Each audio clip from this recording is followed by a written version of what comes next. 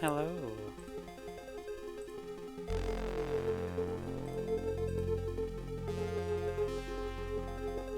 Just closing some tabs. How is everyone? Happy Thursday. It is almost Friday. I'm so ready for the weekend, although I've got lots of things to be doing. Looking for flights. I've also got a friend coming over, which will be nice.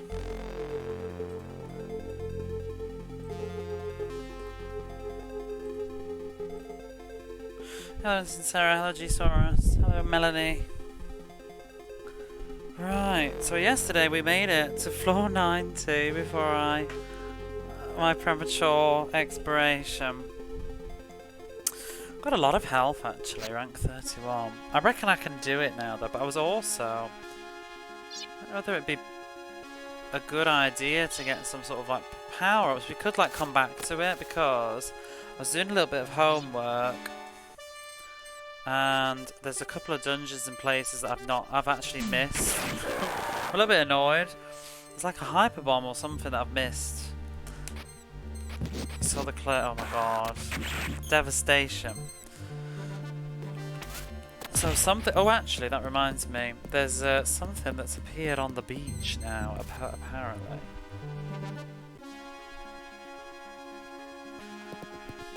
Not the shopkeeper, he's obviously still selling absolute jack, but lo and behold, bit more magic power, 6. And how's the volume actually? I might crank it up a notch. What's it on? Well, maybe that's fine. Whoops.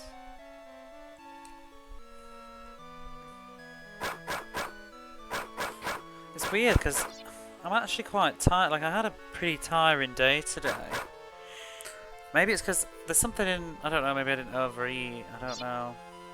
Yesterday, at this time of night, I was far... I'm about to yawn now that I'm saying this. Oh dear. I spoke too soon. I was going to say I was far more tired yesterday than I am today, even though I feel like I should be more tired today. But we'll see. I've got a hot cup of coffee. I think there's something too about... I don't know if anybody's a big iced coffee drinker, but you buy it ready-made. But I think making your own coffee, like with the kettle, the proper coffee, instead of just drinking like cold coffee from the fridge, from like a plastic bottle that's been pre-done, I think that coffee's weaker. Because it's watered down. Can't find where I need to go. There's a staircase that's appeared ever since we did something. Disintegrate, yeah. I've just, because of the summer weather, I've been so into drinking my iced coffees, because the benefit of, like, you know, iced coffee is it doesn't go, like, cold, does it? It just gets warmer, I guess, but it doesn't taste as bad as, like, warm coffee that's gone cold is, like, hot coffee that you've made that's gone cold is so much worse than warm iced coffee. Coffee I made at least wakes me up, yeah. I sometimes feel like I should do something about my coffee drinking, because it does seem to be a vicious circle of relying on it. Oops. There's like some sort of cliff that I can get up now. Get out of the way. Can't find it. Because I was actually, maybe I should just kill stuff, because I might get some health while I'm doing it. I'll kill some things while I'm walking. That's what instead of ignoring it all. There we go. Eventually I might get a rank up. Ooh, cheese, do I need it? Not really, no. Get out there. I don't think it increases our strength though, like we'll always do the same attack, but some extra health wouldn't go amiss. Thoughts crossed my mind, then I get another... Yeah, exactly. That's very much the truth of the matter. It's all fun and games until you wake up in the morning. See, this is one that I don't know how to get yet. I don't think I could ever go cold turkey, but... I mean, there was a time when I did start to cut down my coffee drinking, but I just sort of hate the sensation. I feel like I need to just keep, like, caffeinating myself to get, like, it feels like I need to caffeinate myself to get through the day. Even, like, just on a Sunday. It's ridiculous. don't truly. I feel like I don't truly wake up until about 10 o'clock at night, unless I've been having a very, very tiring day. You did it once; it was horrid. I get. I mean, it's embarrassing, but I get headaches if I don't drink coffee. Problem for me is, I don't know about you, Sarah, but I just love the taste. I think the taste is just wonderful. Let's, whoops, put us in retro for a bit as well. I always like starting the correct game because I like it for the VODs and stuff, but the cool kids are in retro. Oh crap. See, that was that really quick one. I wish I knew how to do it on a whim.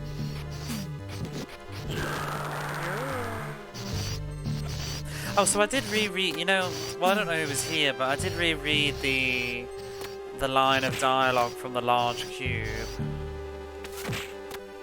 And it was what I said, but I kind of made a pig's ear of speaking yesterday. But yeah, it is a large cube. And, well, that wasn't the question, but no, it did literally just say that it was the source of power that had been separated from Magito, and with this power you'll be able to resurrect him. So obviously that's what silver armlet wants. It gets worse now that fall is approaching, so that's because yeah, but even in the summer though I just sit drinking iced coffee all day long.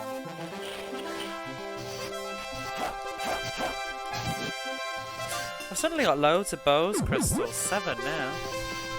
I don't want that. But yeah, Friday tomorrow. I may take the subway home tomorrow because I think I can't walk home anymore. Even though it's saving money, I can't walk home. Well, I can walk home tomorrow. It's not a problem with walking home, but it's I'll get back too late and I've got stuff to do. I want to. If there's time, I want to stream, and there definitely won't be time if I walk. But I need to do some stuff online. I need to look for plane tickets. I can just call it what it is, but I need to look for plane tickets and just double check prices because hopefully I want to try and get something, you know, resolved soon. This is back to the dungeon. I don't really want to go in, but then I kind of feel like, oh well, I'm here now. Maybe I may as well. Oh, let's do it. Let's do it right now. And it's out of the way, innit? Oops.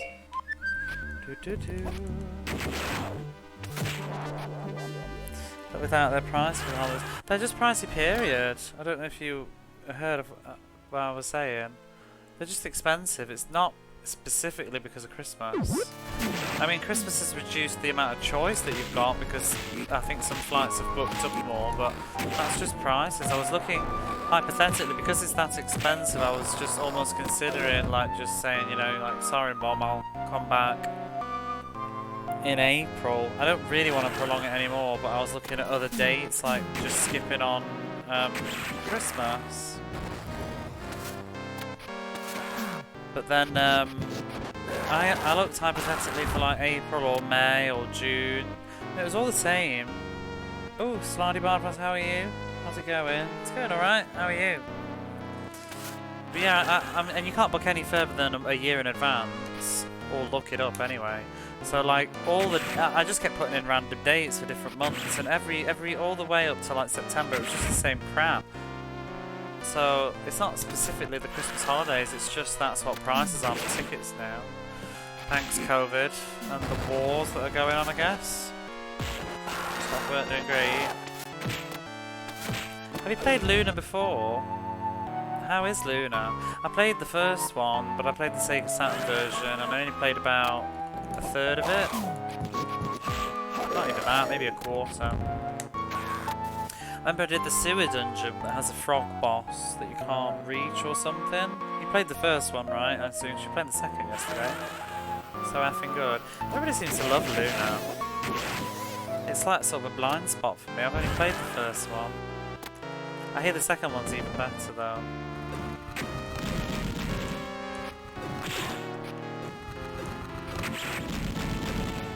When the Mini 2 comes out, well, provided I actually get one, because I'm probably not gonna.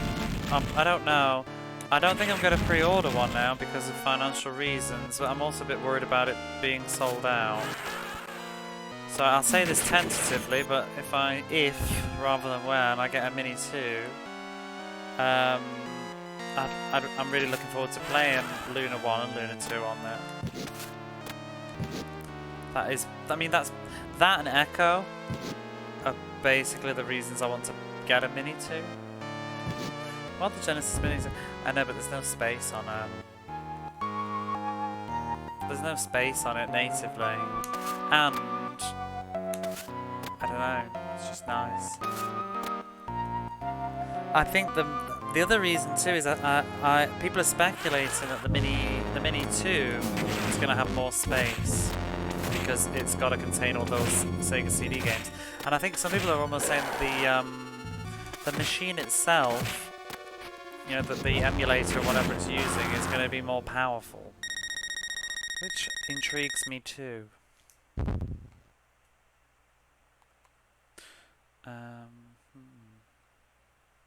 Right, let's go in. Yeah, the problem is a single Sega CD game won't even fit on the Mega Drive Mini 1. There's no space.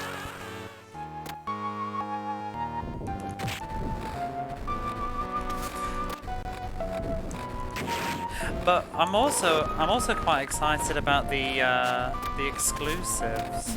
Isn't there a decent place to reserve the Mini 2? Is there a decent place? Amazon for you. You're in America, right? Not Canada. There's been a hoo-ha with that, but you can reserve it on Amazon right now. It's the Genesis Mini for you. I hear they might do something with the Saturn or Dreamcast. Really? Where have you heard that? That'd be interesting. Saturn would be good. I bet they'd put some bangers on that though.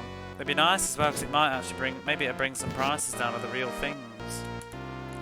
At this point, I don't know if I'd bother getting a Saturn.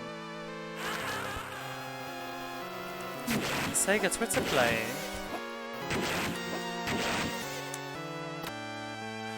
Dreamcast Mini would be good too, but I wonder though, like with those minis, they need, especially maybe the Dreamcast, but they need like quite large memory to fit the games on.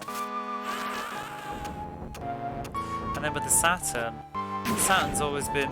has always proved to be a nightmare to emulate. I guess if anybody was going to do it, M2 would be the ones to do, but thing is, I think people would perhaps hope that, if they did a Saturn 2, a Mini, then maybe you'd be able to put more Saturn games on it. I wonder if that would be the case, truly. Well, to an extent, because I know that the way that M2 have done their emulation on the other ones, I think it's not a one-size-fits-all. I think they've made sure that every individual game runs accurately and perfectly, but it's not like a catch-all. There's definitely issues. I know that there's certain games that don't run at all. For example, I think the Teenage Mutant Ninja Turtles game doesn't run on the M2 Mini emulator thing. So I wonder if it would be the same with the Saturn, like they would just get the games that they want to run on it to run, and other stuff would be hit and miss. I mean, I know there's workarounds with like RetroArch or whatever, but that sort of defeats the point, doesn't it? You can use RetroArch on a Raspberry Pi or whatever. I guess you could have the controller and the aesthetic feel and the simplicity, but it would be cool. For me, I'm sort of so far into the Sega Saturn on real software terms now. It's a little bit too late for me. I would have enjoyed a Sega Saturn Mini probably about 6 years ago, 7 years ago. I don't know what, I'm trying to think like what would be on a Saturn Mini that would pique my interest that I actually don't already have. Because even some of the really expensive stuff like Hyperduel that I'd like to play, that's not going to be on the Mini. They'd put something else on instead, you know, like more obvious, like well, maybe Radiant Silvergun, or what else is what's a really famous Saturn shmup? Can't think. Could put that bloody ninja game on there. That would make me get a mini. That insanely expensive Exorcist ninja game, whatever it's called. I forgot what, you know, I should actually look it up because I talked about it twice now. I can't remember the name. I can't even remember. So I'm sure it's something like, oh, Taro Maru. Shinde Jisatsushi Taro Maru, that's it. Yeah, it's like a side-scrolling, very expensive game. I heard it's like low-key not even that great, like not worth the price, obviously. What am I saying? But the mod costs. I don't know. I think there's other alternatives that I hear people talk about. Booga Booga, hello there. What else would be on a Saturn Mini though? I like to think about things like that. I mean, what would be on it, but what would you like to be on it as well? Obviously Sonic R would be on there. D? You want to play D? The game? D? I mean, yeah, it's on other things though. You could live your dream right now. I would like D to, personally, I think, I don't know. It's that problem, isn't it though, where it's a wasted slot or not? I haven't actually played it. Doom, I believe is the greatest spot. I've heard Doom on the, are you serious? I've heard Doom on the Saturn's garbage. I haven't played it, I don't know, but I was under the impression that it was like the worst version of Doom, one of them. I heard some people say that the 32X version of Doom is better than the Saturn version. I've really heard bad things about Doom on the Saturn. Lighting controls. Are you sure that's Doom? Are you sure that's not the other one, Power Slave? I'm sure that Doom's supposed to be trash. Because it wasn't done by the same team that did like Duke Nukem and what's that game called? Power Slave? Who know how to do good shoot 'em ups on the Saturn. I've heard that Doom was very troubled. Pretty sure I've heard that in a few places. Like I said, I've not played it myself.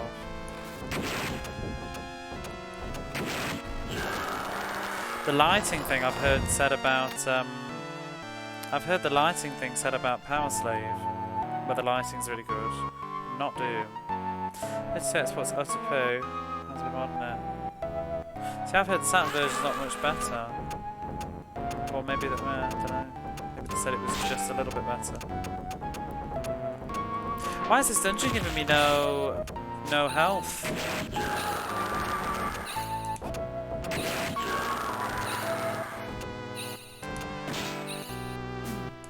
The sequel to this, actually, or prequel rather, could be on the Saturn. That would be a good idea. I'm literally relying on this game to just throw me some RNG.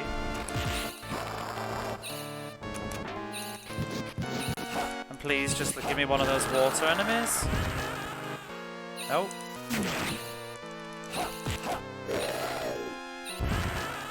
Can't get Prime shipping on the Mini. How odd. It's been sold by Amazon Japan. That's really silly. Maybe they just don't think they will get it to you in time, that's all. So they're not offering it.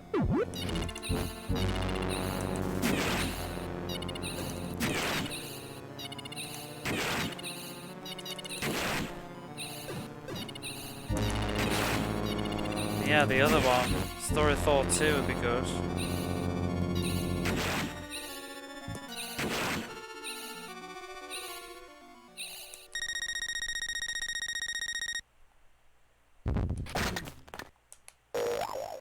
I'll piss off.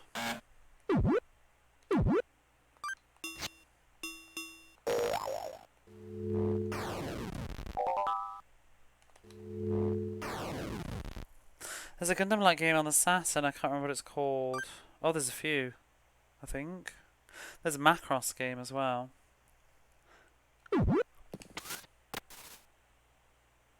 You have it pre-ordered up to the end of October. Oh, nice.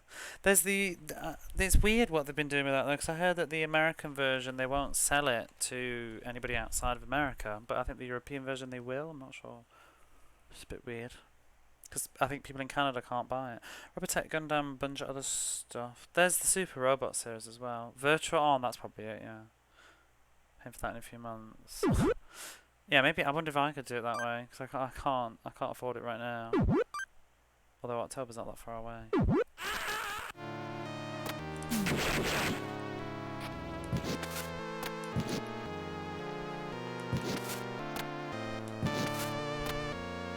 I do want to get one though. I just hope they won't sell out like crazy. Advance payments. Night Warrior 2. There's Gun Griffin as well. Which I sort of have always wanted to have a look at.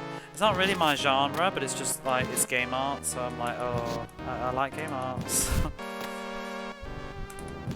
Game arts obviously did Luna, that you're playing.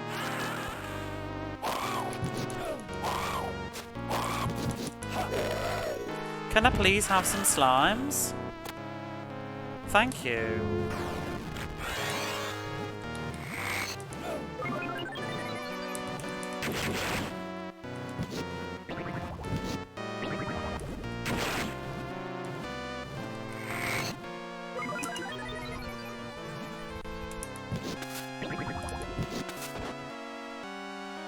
That's interesting.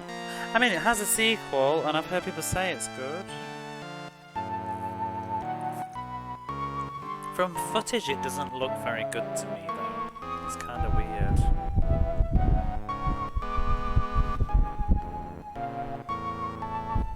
I feel like my laptop's hot again. Got the fan blowing on it, though.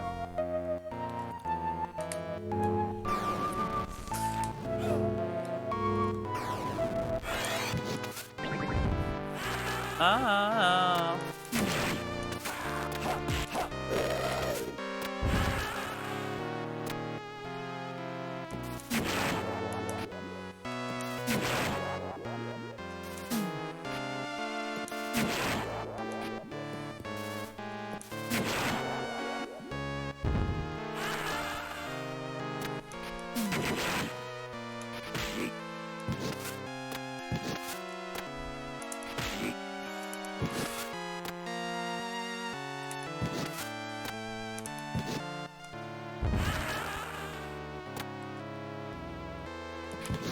Oh, that didn't work.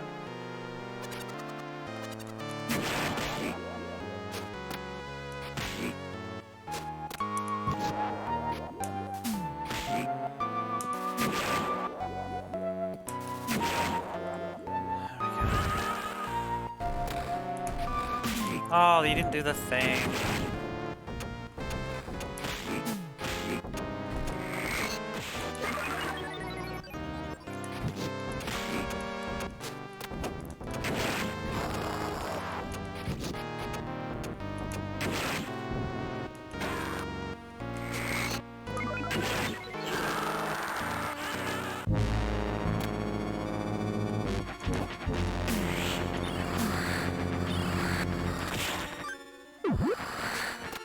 Just get the sword.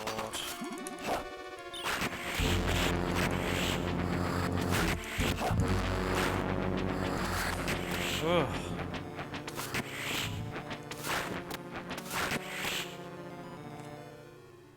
Oh no, he's gonna fall down the hole. Stop!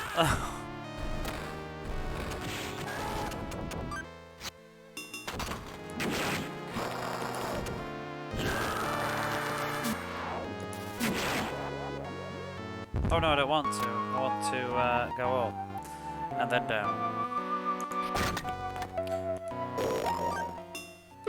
It's too bad you can't use these.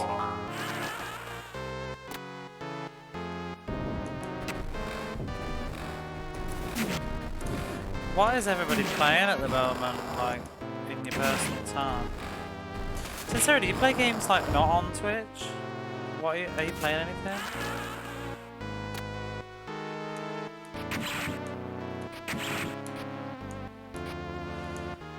I mean, I haven't played anything this week because I've literally streamed every single night, but at the weekend I was playing Kamai Tachi no Yoru on the PlayStation 1.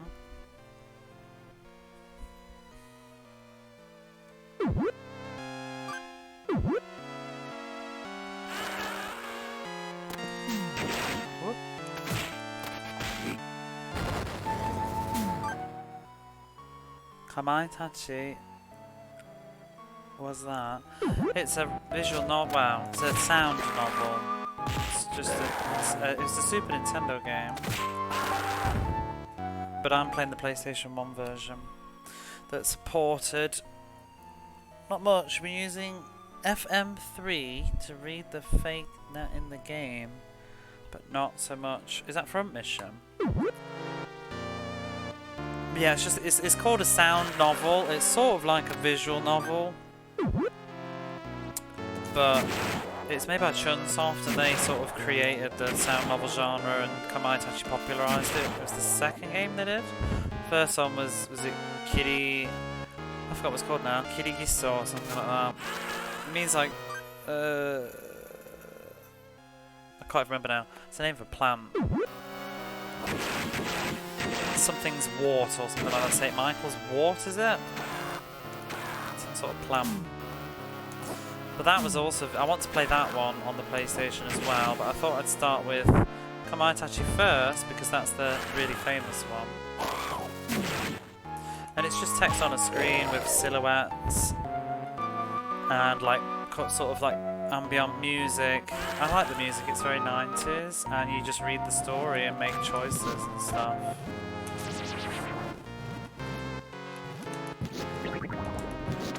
I only made one choice so far. I didn't get very far in it basically, but it's just like whether to go to my girlfriend's room or wait for her in the lobby or something, and then it changed the scene. But it's supposed to be a murder mystery, and it's supposed to be like different people, and I believe the choices that you make sort of like change who did it. I'm not sure though, but and then you're supposed to guess. You have to guess who did it. It's got like multiple endings and stuff. So it sounds quite fun. It's just sort of like nice and cozy to read at night. I was reading it on Sunday.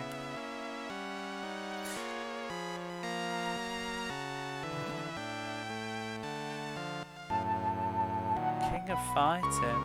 Is that? I never played that. I used to play Vampires. You didn't? Oh my god. I have that on my shelf. Vampire D. I've never beaten it. My friend had that when I was a kid and I always wanted to play it. What's that?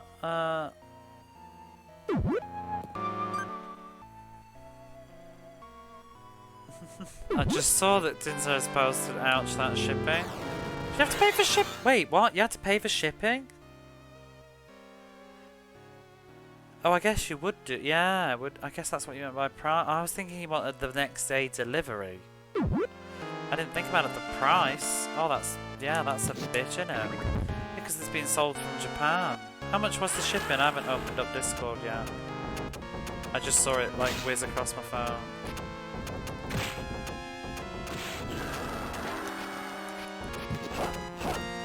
Yeah, you forget when you have Prime. My Prime's dropped off, as you might have noticed, but I've let it drop off for now. I might, because it's not super expensive to get Prime. I've had Prime on for a while, but I might. You forget. I've got 3 thoughts in my head right now, and I can't finish a single one of them. Right, the first thought was you forget about paying shipping when you get used to Prime, don't you? And the second thought was I might just leave it dropped off for a bit just to save a few pennies, but I kind of might put it back on because I like to have my monthly. I don't actually shop on Amazon. I don't really, and I barely watch Amazon Prime. But I like to keep my VODs for a longer time just in case I forget. Like if I want to highlight something, I like the extra time that it gives you. But also, I kind of just like having a free sub a month to use on somebody. So I like to just give it, like, rotate it to different people. And I've already kind of thought about who I wanted to give my Prime sub to this month. And then it's dropped off. So I'm like, oh bugger, I might go back.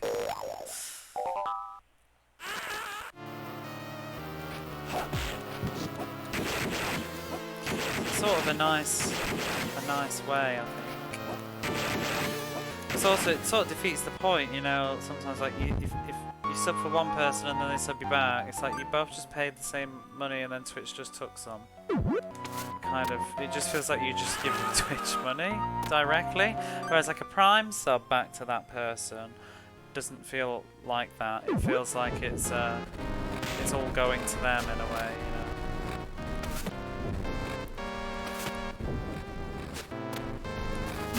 If that makes any sense. Rotate them around. Yeah, I like to do that. It's a nice way to do it, I think.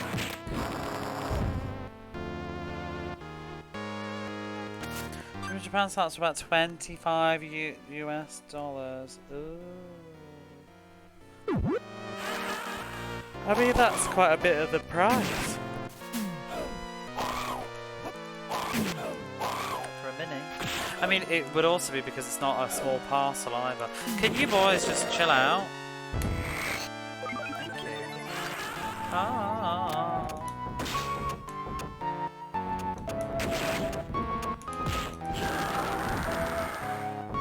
I don't like that I rely on Amazon so much, but yeah, it's a Lion fan now. I mean, the Prime, to be honest, like, I don't know how much it is in America, but Prime here is 500 yen,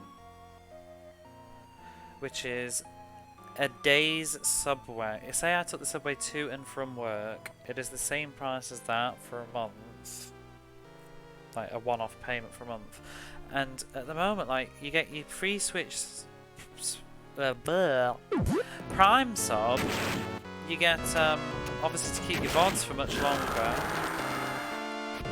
And then also, there's quite a lot of videos. You pay $13. See, that's quite a lot. See, it's only 500 a month in Japan. So it just seems like you get so much stuff, it's like, kind of worth it. Even if I just watch, like, one movie, it's sort of, and sub to one person, it feels like it's kind of paid for itself. Because that's how I watch those RoboCop movies, because I always forget that I actually have access to Amazon Prime Video because I have Prime.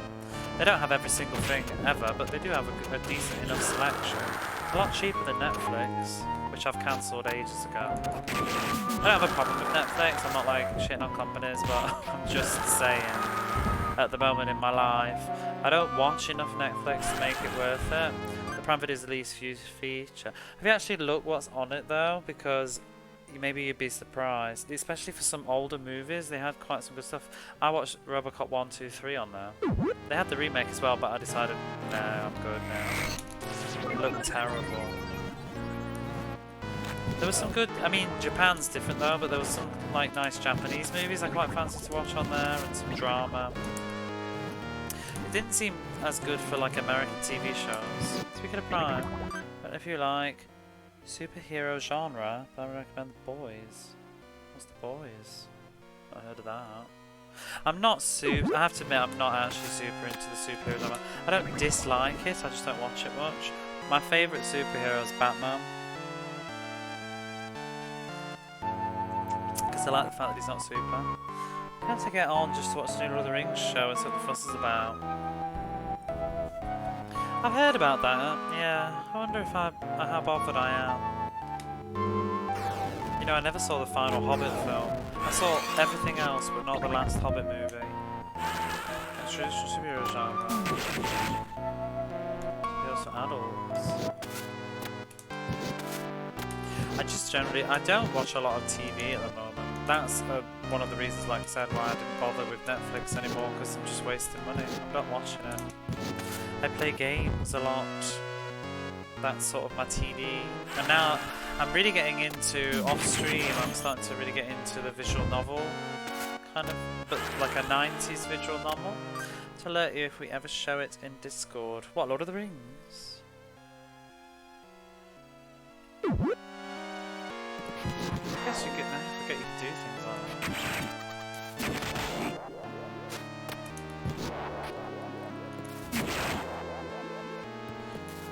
Yeah. I probably should though, because like I walk home a lot and that'd be the perfect time to watch TV shows, but I could never decide what to watch, that was the problem. And now I've started listening to podcasts instead. Like Batman as well, combat pragmatist, and he's really perceptive, using his thonker to get things done in clever ways. I think I've running a marathon of it near Halloween. How festive.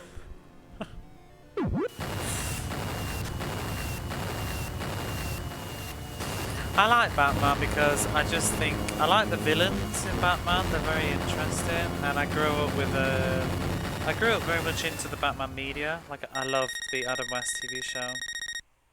I loved the 60s Batman. It was so good.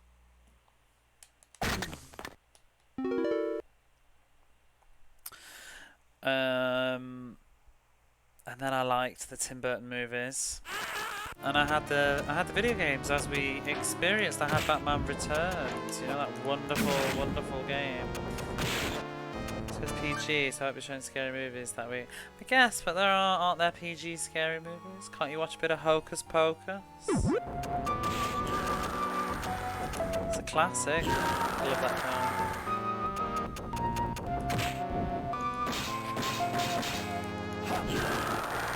Nightmare Before Christmas. Big fan of the Tim Burton films and the Batman animated series. I've never seen that, and I probably should because I hear good things about it. I mean, I saw it on TV as a kid, but I didn't like watch it religiously.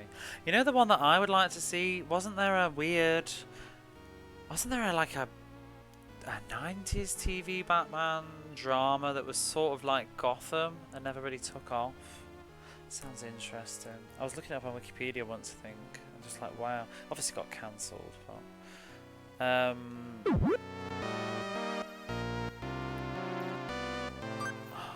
See, I liked the lore. I didn't read the comics though. I was never super into the Batman comics. Classic Batman is the bee's knees, sure is. There was so much good talent in the 60s show too, though. Like Vincent Price as a guest star.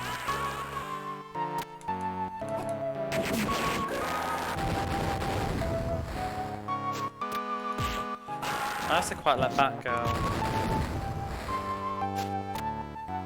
Eartha Kitt was a fantastic Batwoman as well. Although I slightly prefer Julie Newman. Fluctuating quality around the time I was reading it was pretty good. I never really read them. I think I never ever read one once. If I had like tons of them, I would read them. I wouldn't mind to read them now, but I don't know. They also feel a bit saturated now. Like which ones to read and counter each other. I don't know. Has anybody seen the new Batman movie? Was it good? For someone that really likes Batman, like, would you like it? Because the trailer really turned me off. It just looked shite. But I'd be willing to give it a go. I wasn't turned off by the fact that it's Robert Pattinson either. I was just turned off by the fact that the trailer looked really dull. It didn't tell me anything about the film, and it just looked like actors trying to be edgy. Like, what was it? A fat Colin Farrell doing some sort of like Oscar vehicle kind of role. When it's designed for it, so I don't know if it feels. I don't doubt it feels saturated. Well, not just like the saturated in the sense of like there's so many different variants, even within the same time period of the comics. Like you've got the famous, you know, different writers as well, and then there's like one writer's The Killing Joke, but then that was balanced in another comic. I kind of get a bit with it.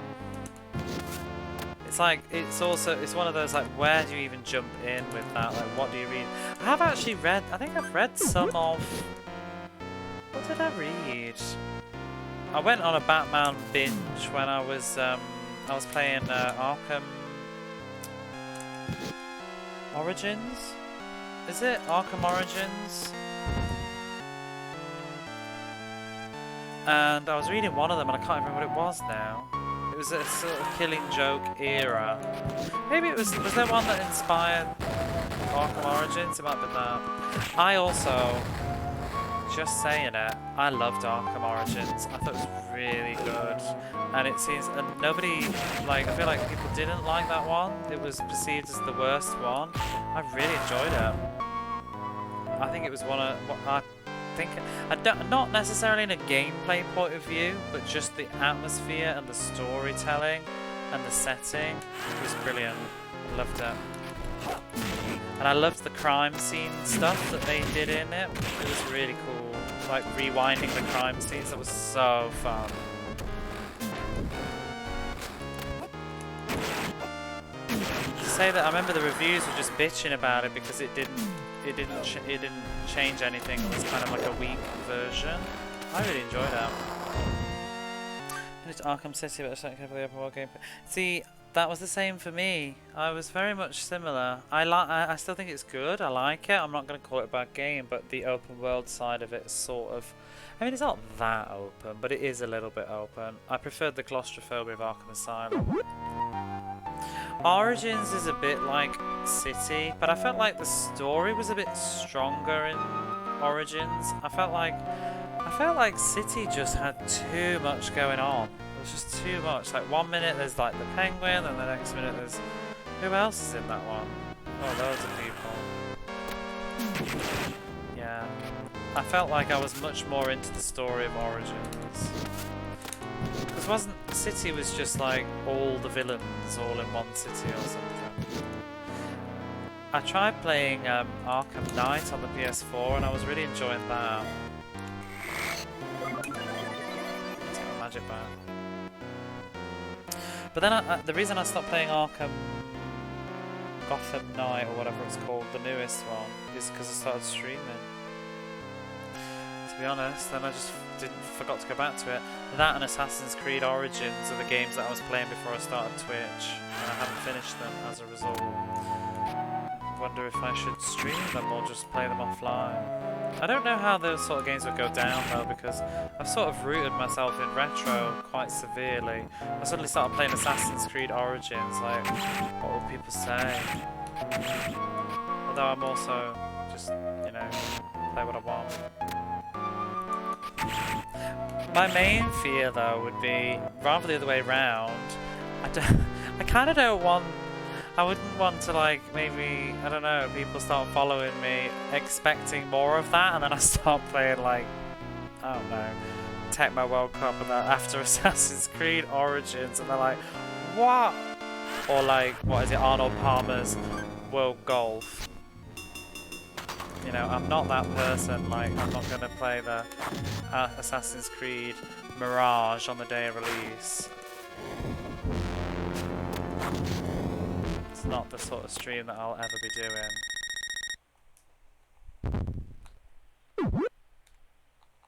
Tecmo World Cup, so I've got Tecmo World Cup 93.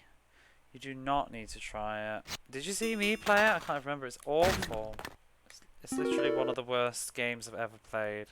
Especially if it's definitely the worst sports game.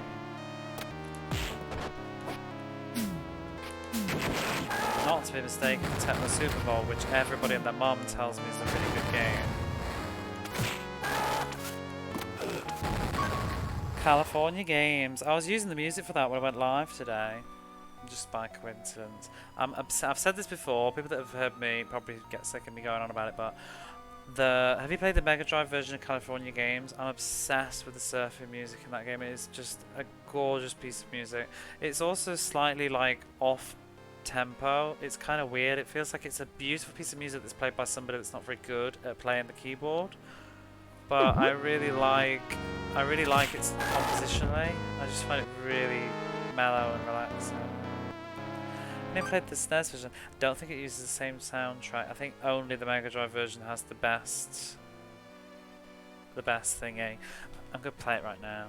I just want to show you what I mean. Just play it for a quick moment.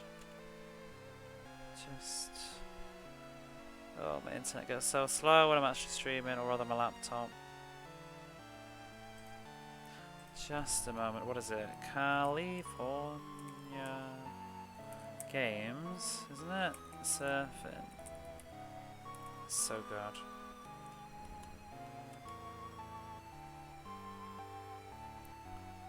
So, which one is the one that I like? This one, I think. Let me just mute it.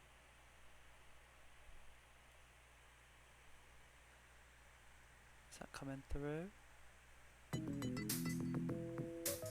Oh, it's so good.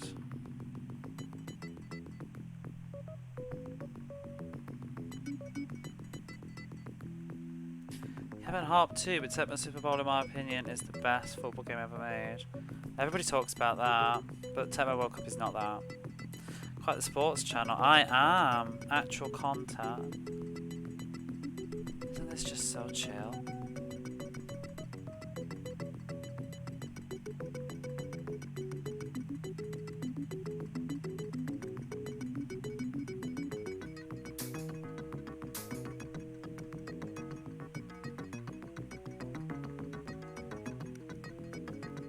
You see what I mean though? It sounds like the person's playing the keyboard with like one finger like ba ba ba ba ba ba ba ba, and they're kind of like missing the tempo a little bit.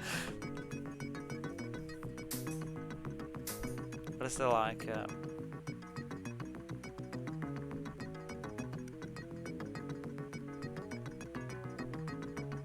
They can't keep up with their one finger jabbing at that keyboard. Do do do do do.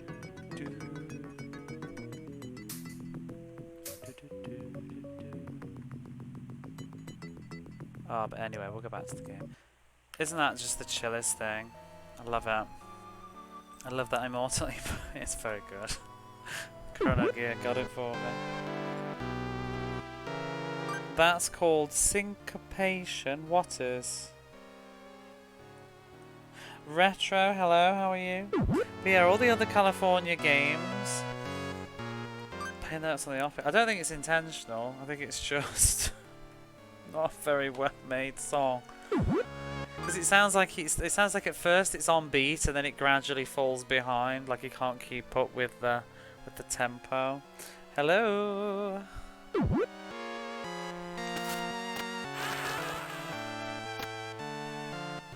crap, here we go. I'm doing the 100th floor dungeon.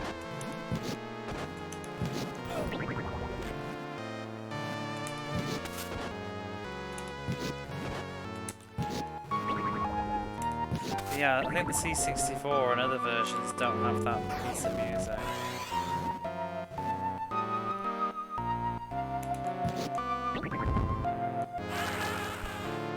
Oop.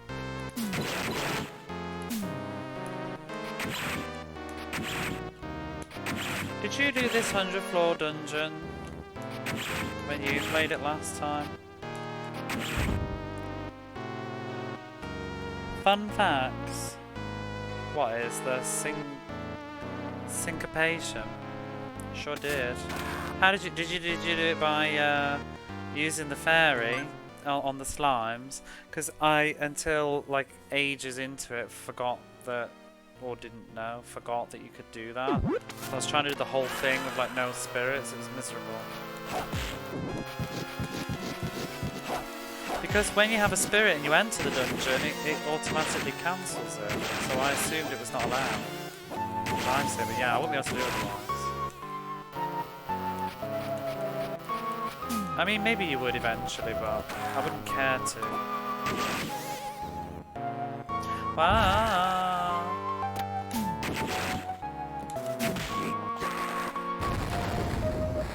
I didn't think it would quite reach, but it did.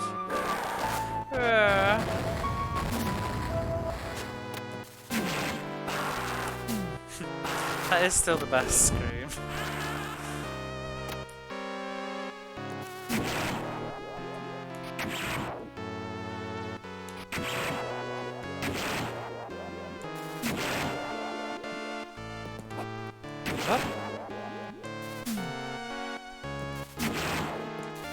These ones aren't quite one-shotting. Oh. Trash.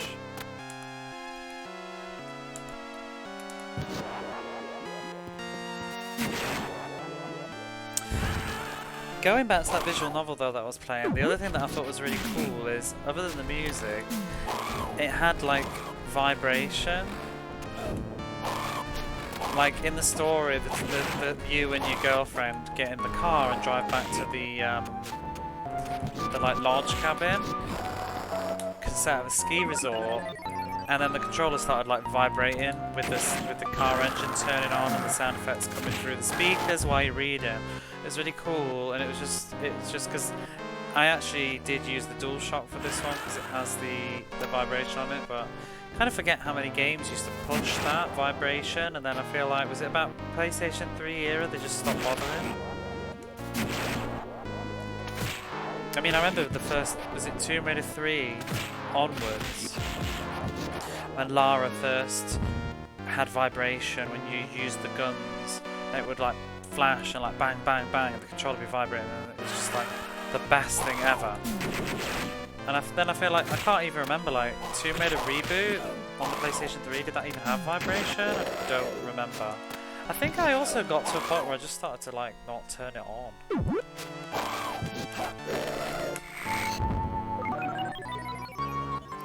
Marky Mark and the Funky Bunch, good vibrations, that too.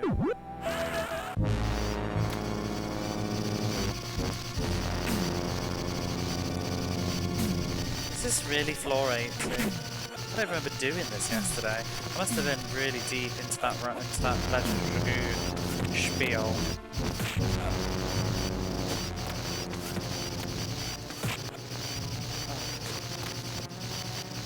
The Sega CD commercials would really push that song. Did they? I'd have no memory of that sort of time period for commercials and stuff. I just sort of played games but wasn't really very aware of where they were coming from. My only memory of the Sega CD was one of my friends in my village, his older brother had a Sega CD, but it was in his brother's bedroom, so we weren't allowed to play it. But we did. I can't remember if he had permission or not, but I think we snuck in once and played Eternal Champions on his brother's Sega CD for like 30 minutes once, and that was the only time I ever played a Sega CD.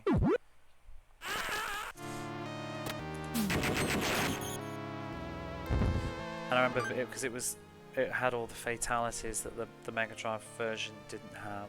It felt naughty. And then we just went back downstairs.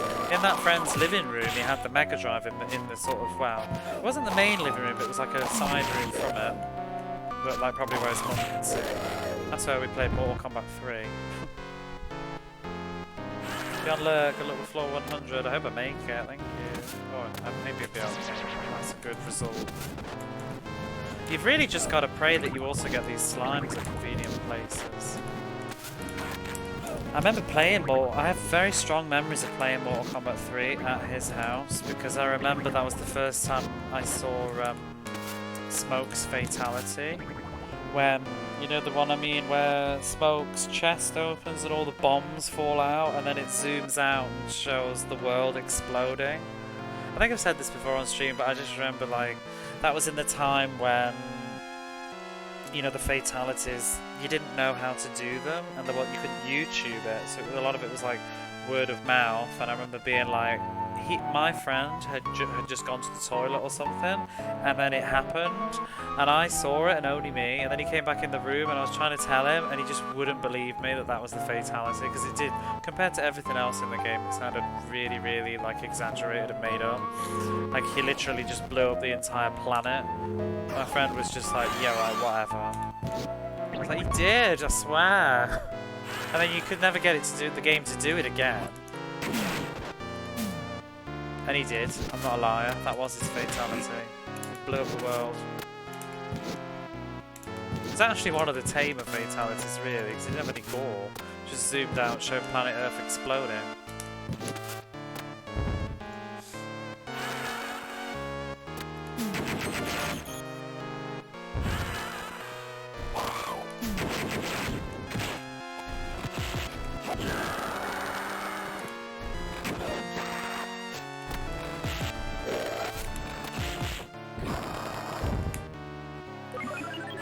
Six.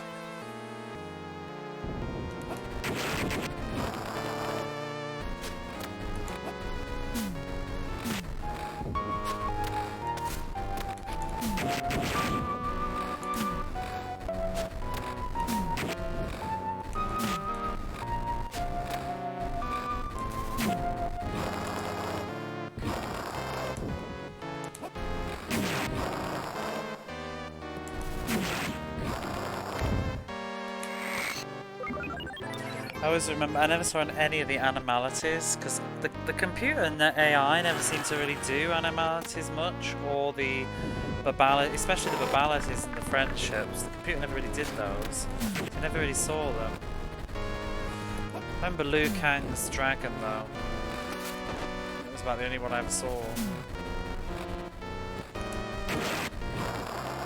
That was the double spin. I have no idea how you do it. Get lost.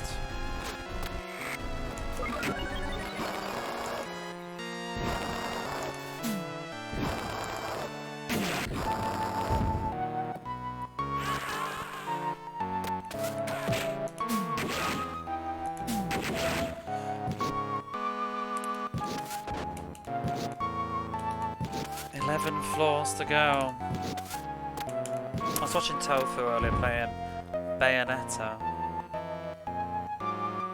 And I forgot about all the silly sort of Britishisms that she has on there. The accents.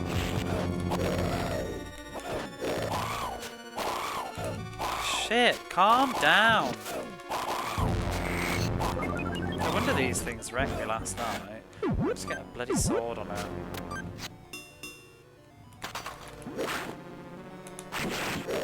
Lost.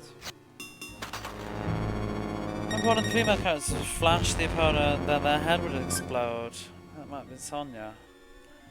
That doesn't ring a bell for me, but maybe that was like Mortal Kombat 4, because she used to do the kiss, didn't she? She used to do the kiss of death. But I only ever played the first 3. And then I played the modern one. I didn't play like 4 and those and the other ones after that. It seems like a Sonya move. But there was also the 2 girls, was it Millennia and... I can imagine Millennia doing that in a sort of grotesque, weird way.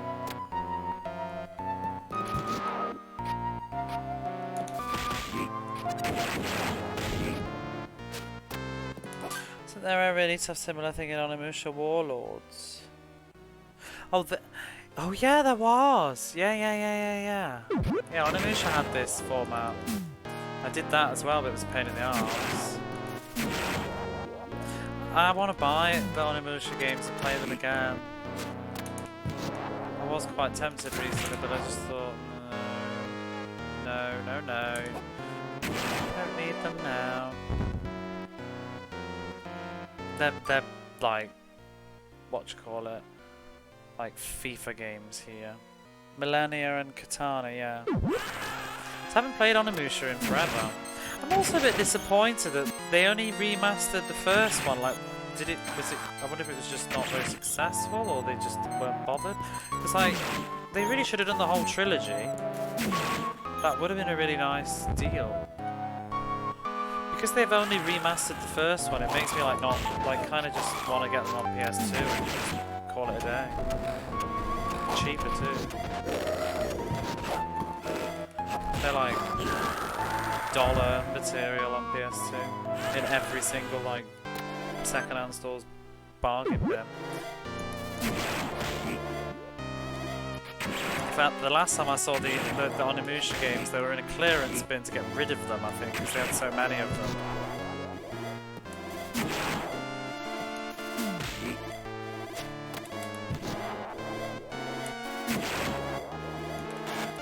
Should have perhaps healed that.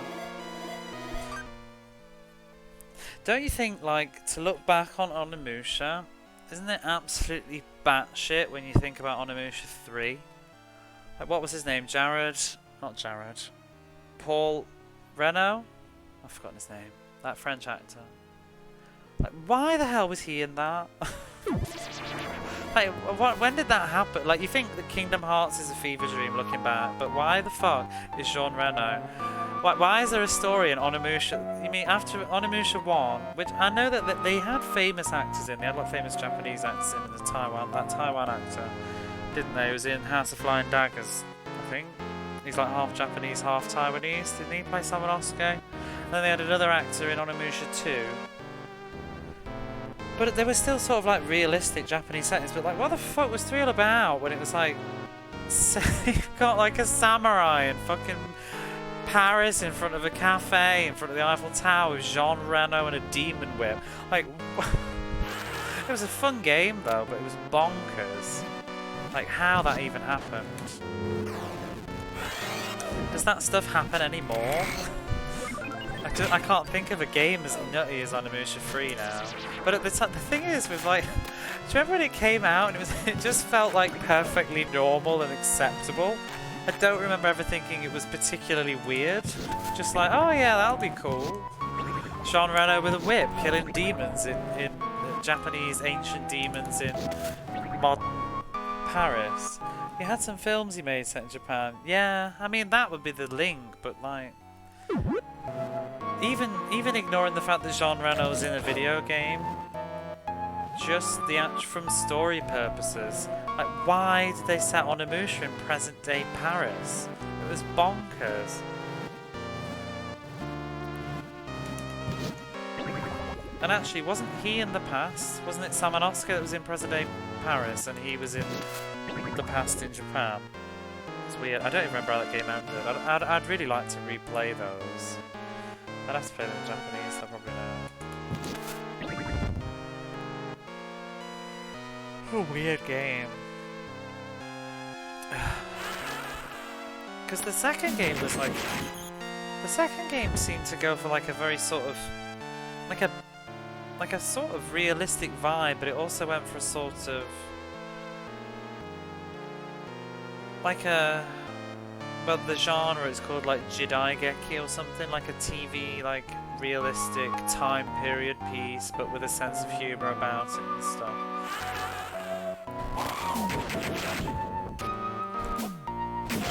My name is, what is it, Gorgondantis. Greatest swordsman ever alive. Ah, 2 is good. Can't remember, but they thought they were great fun. I guess the gauntlet thing links it to this game too. Yeah, you mention it. Sort of. Except it doesn't absorb. I always thought, what was the other one? I always thought Devil May Cry basically was Onimusha. Like people say Devil May Cry was a Resident Evil 4 game, but it was definitely influenced by Onimusha as well, because the whole like souls and absorbing them and spending the currency. It sort of became a sort of gameplay staple back then. God of War did that as well, didn't they? God of War had the red orbs that come into you and the green orbs that heal you and stuff. So I was going to get some shut-eye. Thanks for the stream. You're welcome. Thanks for stopping by. We also got PS2 action game starring Gats. Which game's that? I know that he was in Dirge of Cerberus. That's bloody weird. What game was he in that was an action game? Bajingai? What's that? Let me look that up. I know he's in that movie as well, Bunraku. Bajingai. I shouldn't even look because I'm like mentally adding this to a wish list. Oh, this thing. Oh god, I've seen this. Oh, is that supposed to be Gax? It looks nothing like him. Oh, I guess it does in game. Maybe the Western covers. No, it's the same cover. Yeah, I've definitely seen this. Isn't it supposed to be crap? I think it definitely seems like 6 or 7 out of 10 in the PlayStation magazine. Like Chaos Legion, whatever it was. The US cover doesn't feature his face at all. Oh, doesn't it? Oh, let me have a look again, sorry. But Jingai. I think the PAL was the same as the Japanese one by the looks of it. Oh yeah, see it. Weird.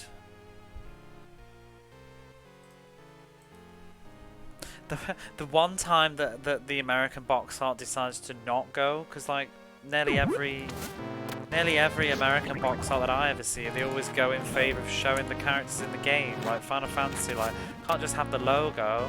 We need to have the characters from the game on the front in horrible CGI.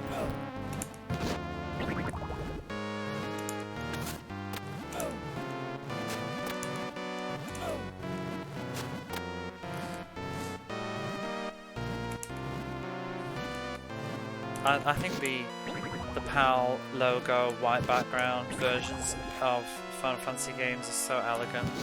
Some of them are even better than the Japanese ones, to be honest. Like the Final Fantasy VIII Japanese US cover.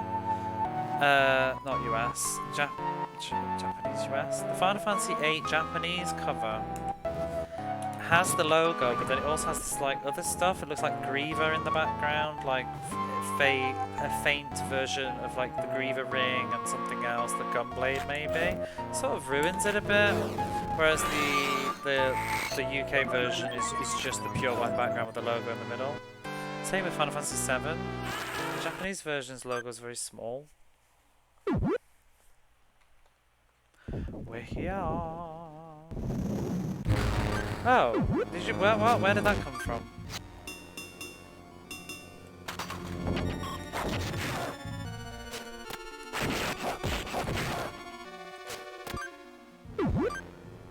Death's pretty powerful, isn't it?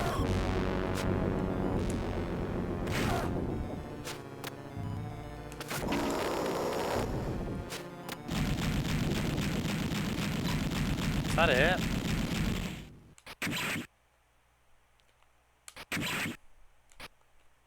Why don't these things go away?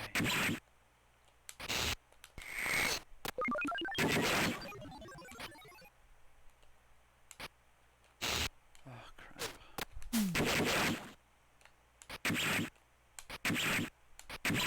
The real boss, right?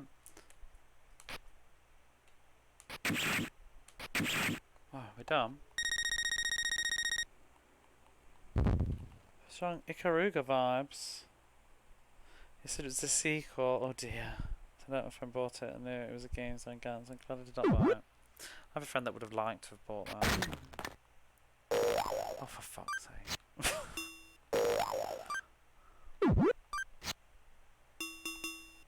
Just get rid of that, actually.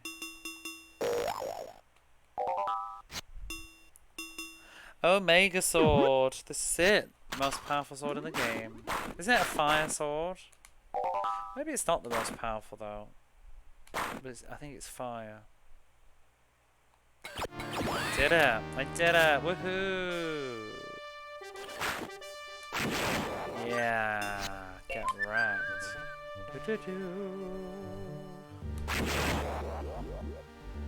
Walk of Pride today.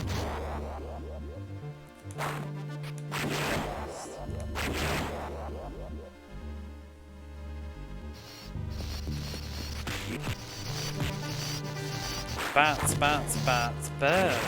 Yeah, it is. It's just a fire one, isn't it? Oh, a bow. Don't need it more.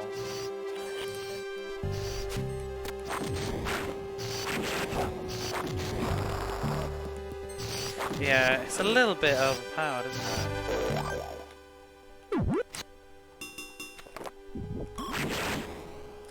Right, now I need to get back to where I wanted to be.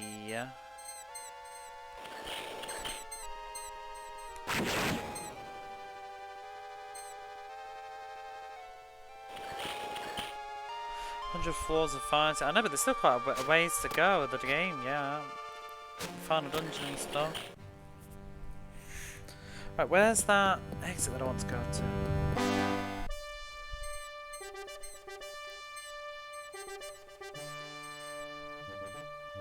Up here, I believe. Huh. Burnt him as well.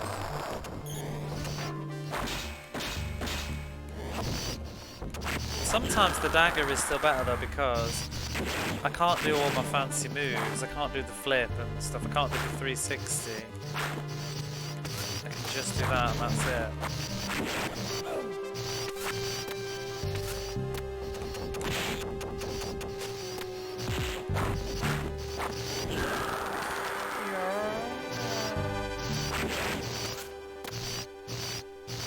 See, now I was saying yesterday about managing to get back to where I wanted to go, but you can actually go up here to get back, which I didn't know.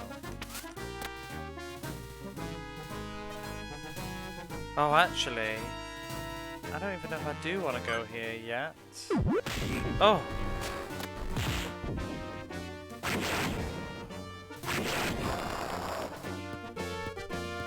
Oh no, no, no, no. Come back. There's something on the beach that I also want to get. I'm just wondering if I'll ever go back that way. Maybe not.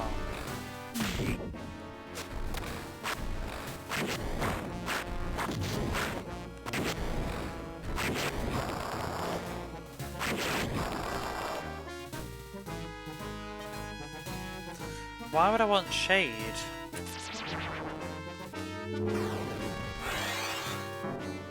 Do you know what we've not even used? I've not used at all yet, is this ability. I thought it had a point, but I don't think it does. I thought it was to activate a switch. The game's not required me to use it yet. I'm gonna go back, because I think this is the final sort of... I don't think we go back from here later on. Out of the way.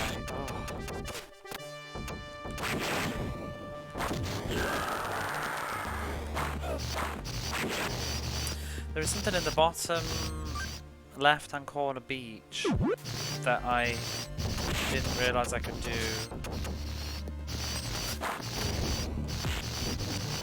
A secret dungeon with a short reward or something. I was actually flicking through YouTube just to double check something, and I saw that it had chapter headings, and it said for the chapter of the YouTube video about Hidden Dungeon 3. Excuse me. Hidden Dungeon 3, which is what I just did. So I was like, oh wait, well what's 1 and 2? I haven't done any.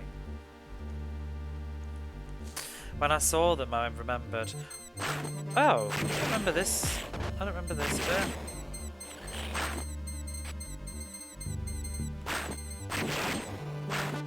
I remember finding this place as a kid though.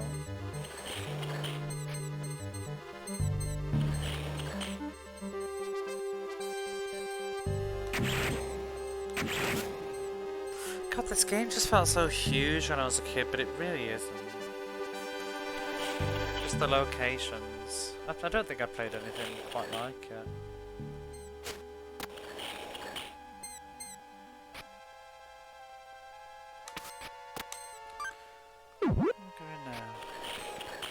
So there's something here that you can use the amulet on, which I obviously missed. But I think I've been in before, but it makes me wonder, like, how the hell did I find this as a kid? Was it just like accidentally doing stuff? I think it's here. No way. Yeah, what the hell is that all about? Oh yeah, I remember this. Some with all the bridges. Where are we? Oh. It does have a location on the map, that's cool.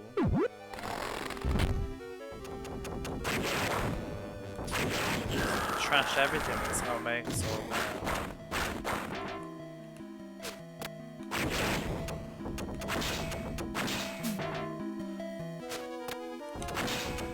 I can heal as well, so it's not really a big deal.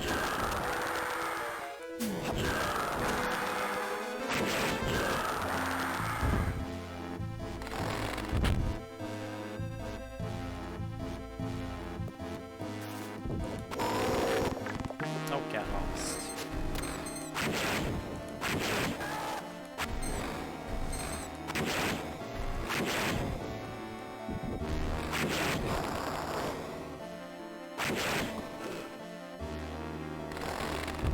Oh, wrong way. Not sure what the reward for... Beg your pardon.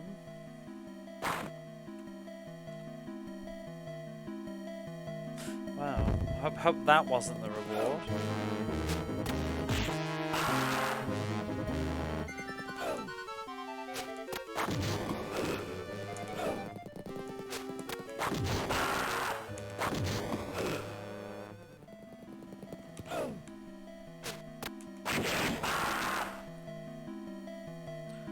I want to go down there.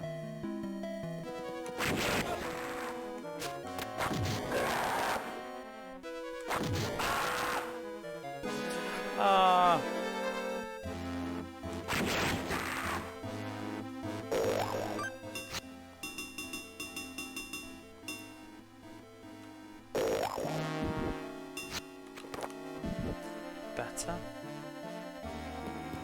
Is that it?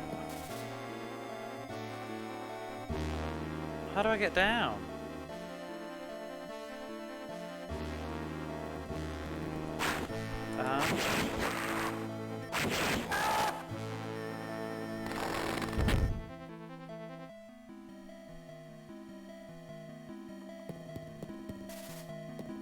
Did that remove that? But I still want to...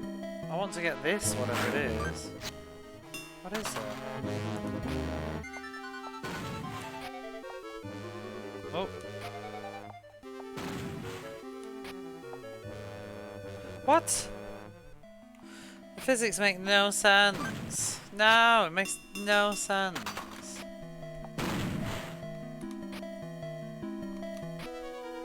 What?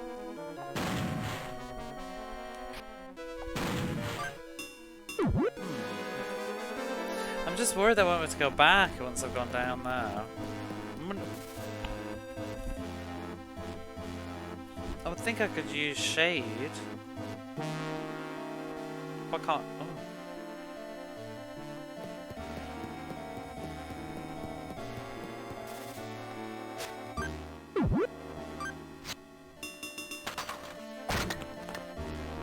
Why is there nothing in these chests?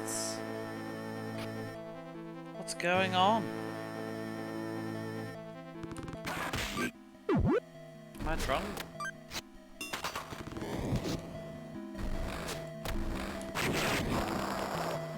Oh.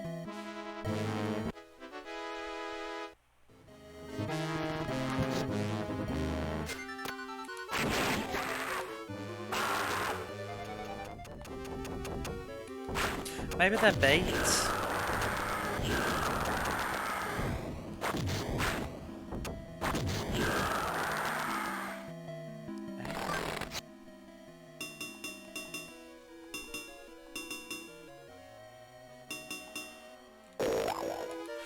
Just the same sword. Yeah. I guess I actually probably don't even need some of these other swords, although I feel like it's Death. I feel like Death might be stronger, it just isn't fire. I don't need that though. I don't need that either. In case there's some bows and stuff, probably be better.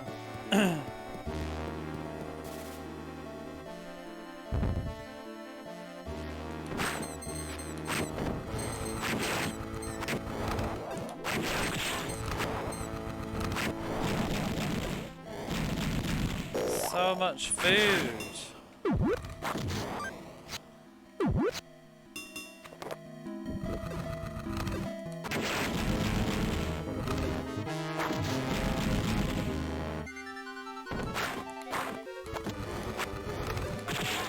Whoa, how much health do they have?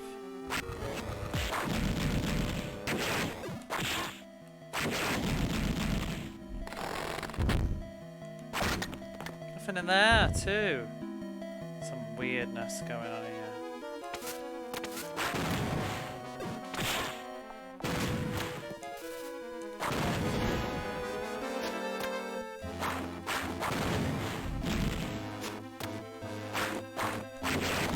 I'm sure that when I used to play this as a kid, I always used to use bombs on those turret things. It doesn't seem to work very well this time around.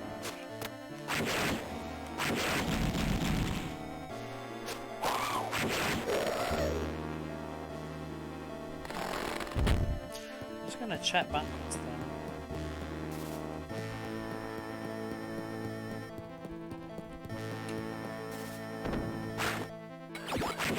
Whoa, whoa, whoa, whoa, whoa, what? Oh, they're creepy standing up like that.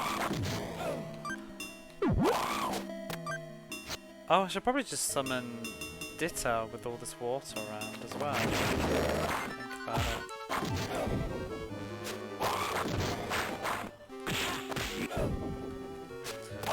The sword's kind of a bit slow.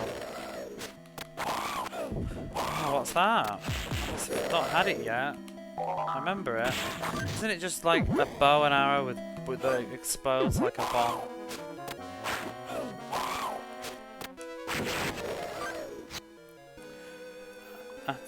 Atomic bow?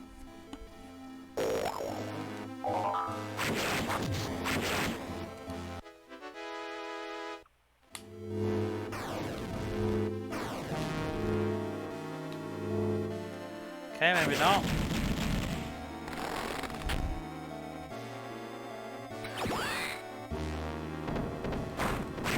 Hey Jamesy, how are you?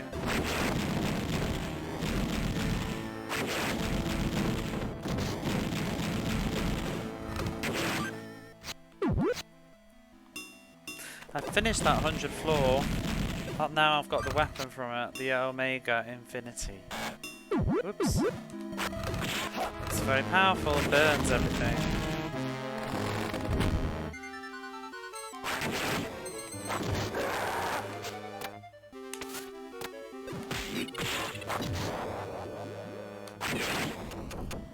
God.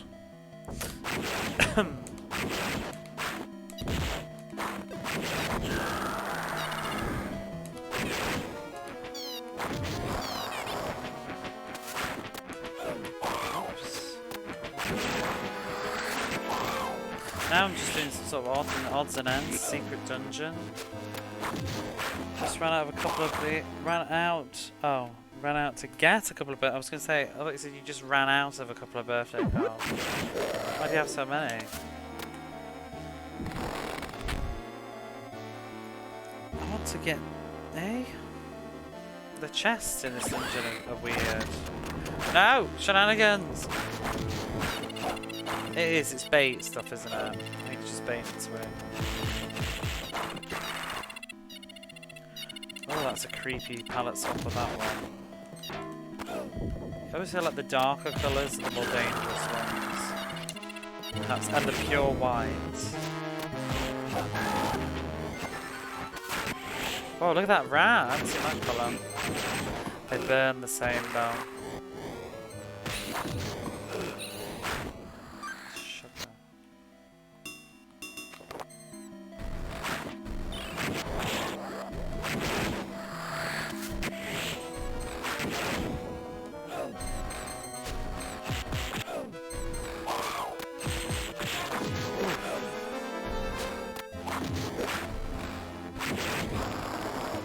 Whoa!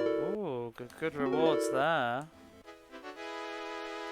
How many of those have I got now? It is more than 10 then.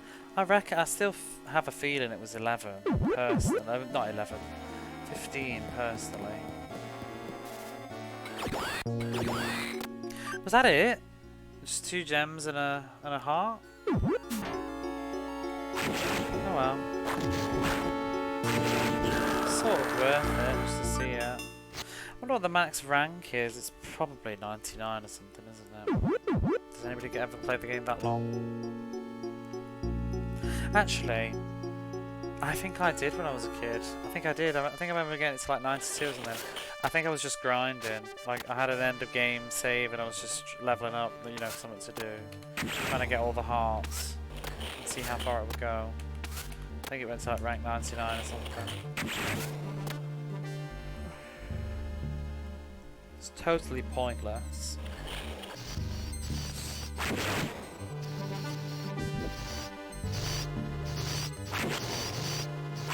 Right now she's getting out of here. Don't remember where the exit is.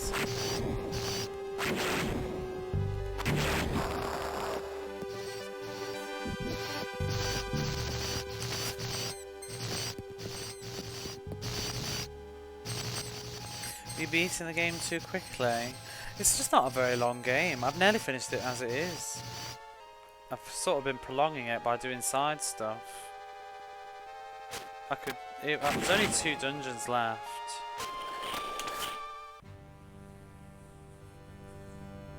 %100% finishable next stream. I think I'm going to struggle to finish it tonight because it's already 11:15. These side dungeons have been taking a little bit longer. I mean, I could probably rush it and finish it, but that'll just spoil my enjoyment of the end of it. I'm getting a bit tired today, to be honest. Maybe one more. I want to wrap up the side content though.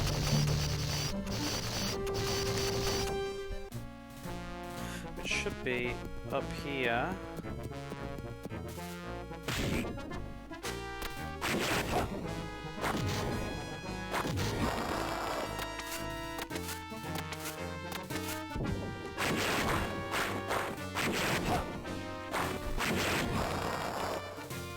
Oops.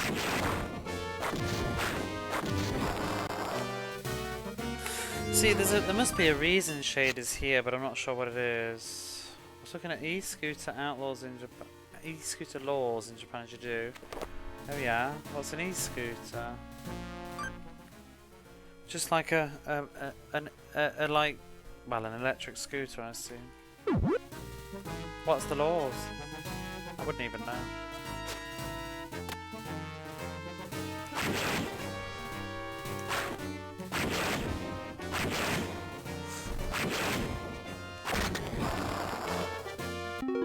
There's another one.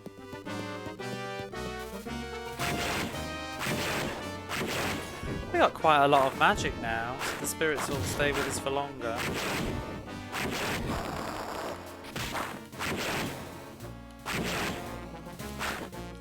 You'd think that there'd be a secret there. Still not sure why I've got Shade. I've got rid of it now though. Let's try something. Might regret that.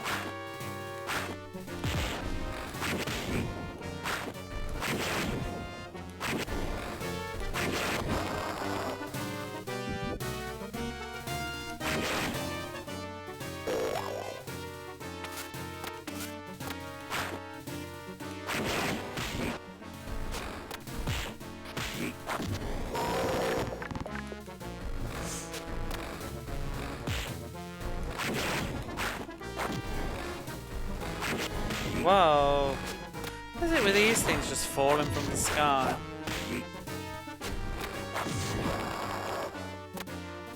Apparently they're changing over the next 2 years. Over 16s can soon use them without a license. Oh. Over 16s. They're not like the ones that you sit on, the bike ones, either, like Uber Eats use and stuff. Because they're everywhere because of Uber Eats. Uber Eats has really exploded here just before the pandemic and during it. And now it's just everywhere. And Eat Panda or whatever it is.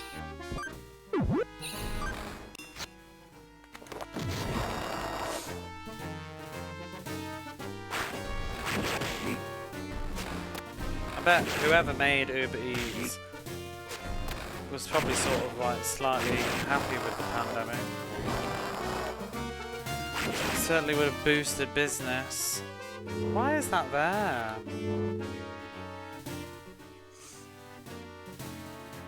Oh, I probably actually I definitely need Shade for where I'm going.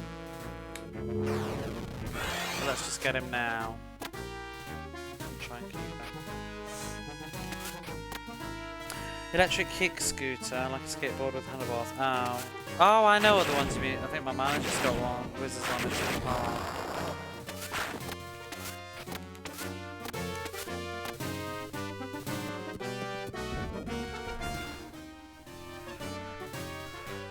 I'm not sure if I would like to ride one of those. I'd be scared to fall off. I don't like driving or anything. I tried to learn to drive once or twice or whatever, but I did quite a few lessons. I never did the practice though. I didn't like driving. I moved to do uni stuff as well, and that was sort of why I didn't end up finishing it. Kind of a waste of money that was. I did the theory, but when I did my lessons, I never felt comfortable, and I always kind of felt like I'm never going to enjoy driving. I'm never going to be one of those people that can automatically drive and not have to focus like with all their energy, because once I was too busy, like I kind of just went into my own little daydream, and next thing you know, like my driving instructor was like pulling the wheel to the side because I was looking out the window as I was driving and started being like, oh, what's that? And then I like nearly rammed into the back of the car in front, and then that really scared me and made me just feel like, oh, it's not for me. I don't like driving. That little lapse in concentration would have been enough. we're here. There's another one of those. I mean, it wasn't the end of the world, because that's, you know, obviously what he's there to do, but... So Donna, to keep an eye out for the blue shells. Ugh. Not for me. Getting distracted while driving is so fun, I get that sometimes. That's the nature of my brain, though. I zone out. Like, I've already done it in a minute ago in the middle of the stream. I was starting to think about something and realised, oh yeah, I'm playing a game and I'm live. I was thinking, I don't even know what I was thinking about. My mind just wanders.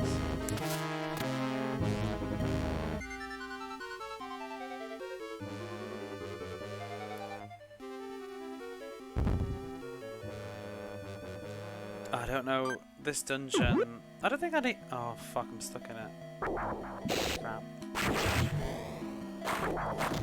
All the time playing RPGs. Oh god.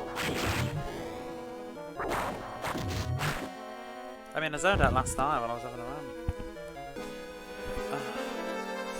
I don't think I actually want to be in this dungeon, I just want to go past it with shade. Although, how am I going to get back? Am I going to have to go through the dungeon again to get back? So that'd be a bloody pain in the arse. This is where I want to go. Make sure Shade doesn't run out of magic.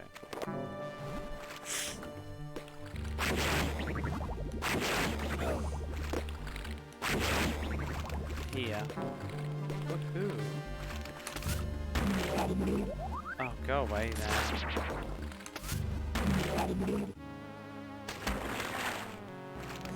Right, so this stuff we can... Oh, so we can walk back up there, I think.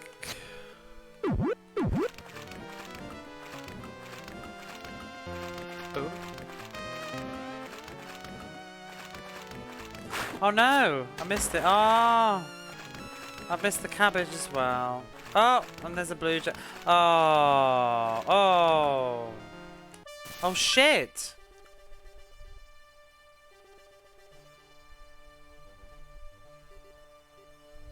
Absolute garbage. I don't know how much I'm gonna be bothered to do that again.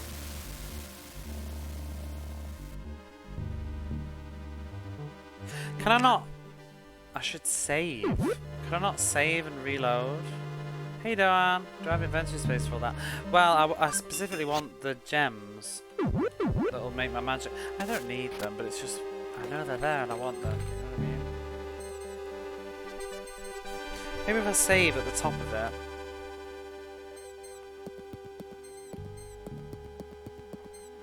Then I can just hit reset.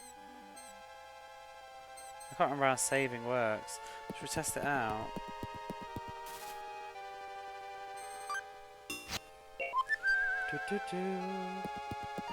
I think it saves from the start of the screen. Let's test it out.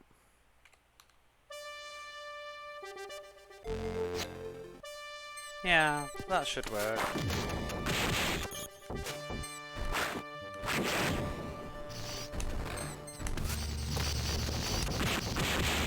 It's pretty impressive, the battery power, backup power on some of these older games. Mind you, some Super Nintendo games did this as well. Romancing Saga is quite impressive in that sense, because Romancing Saga you can save anywhere. It's an RPG as well. You can save it's almost dangerous how much. Well, it is dangerous because I pretty much soft locked myself when I was playing Romancing Saga, because you can save anywhere, even in the middle of a dungeon, and then never be able to get out. She can save on any square of the dungeon as well, not just the start of it. Because I soft locked myself. I saved in this. In this sort of like castle, out the grounds of a castle that had been come under attack, and there was a boss, and the soldiers were waiting, and we needed to go challenge the boss and kill him. And I couldn't defeat the boss, it was too hard because it had insane magic attack and my magic defense was too low because of how Romancing Saga's stat system works. It's very hard to level up magic defense in Romancing Saga. and so this boss was just ripping me. But I couldn't leave to do it, and I just was, because the soldiers were like, you can't leave now, or something like that, you know, and we weren't allowed to leave the screen, and so I was just stuck, and I'd saved the game, and it was like, oh crap. Luckily for me, I was in a situation where I could actually use save state, so I had to just save scum through the boss. So every time he did a shitbag attack, because he was one-shotting my party, that was the problem, or leaving only one person alive with like 100 HP, and I just had to keep, because he didn't always do that, and there was actually, the way that I did it,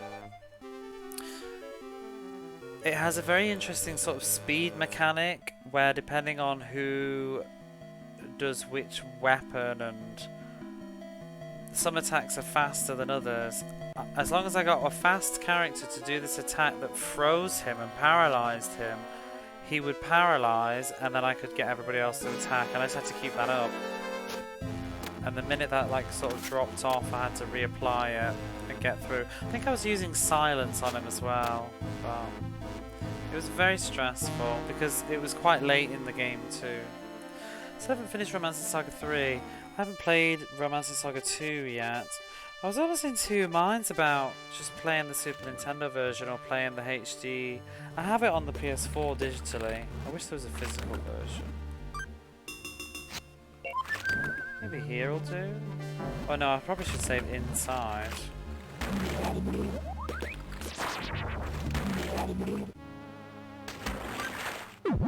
I can't save inside, bugger. Alright, well. Alright, what did I miss? It's the fact that it's pulling me left and right as well. Oh, the jumping's not helping, is it?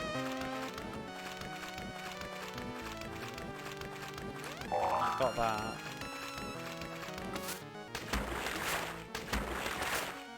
So you do get another shot if you don't fall down the gap like I did.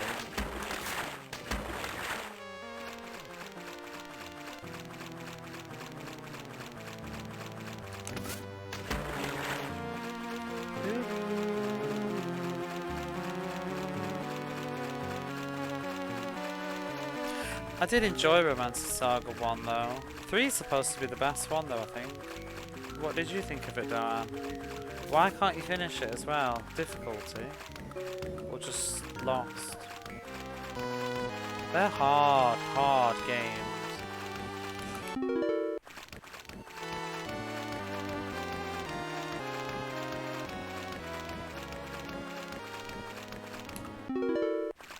Was that all of it? Was that everything? Was there something else? I do want that, yeah. That would be good.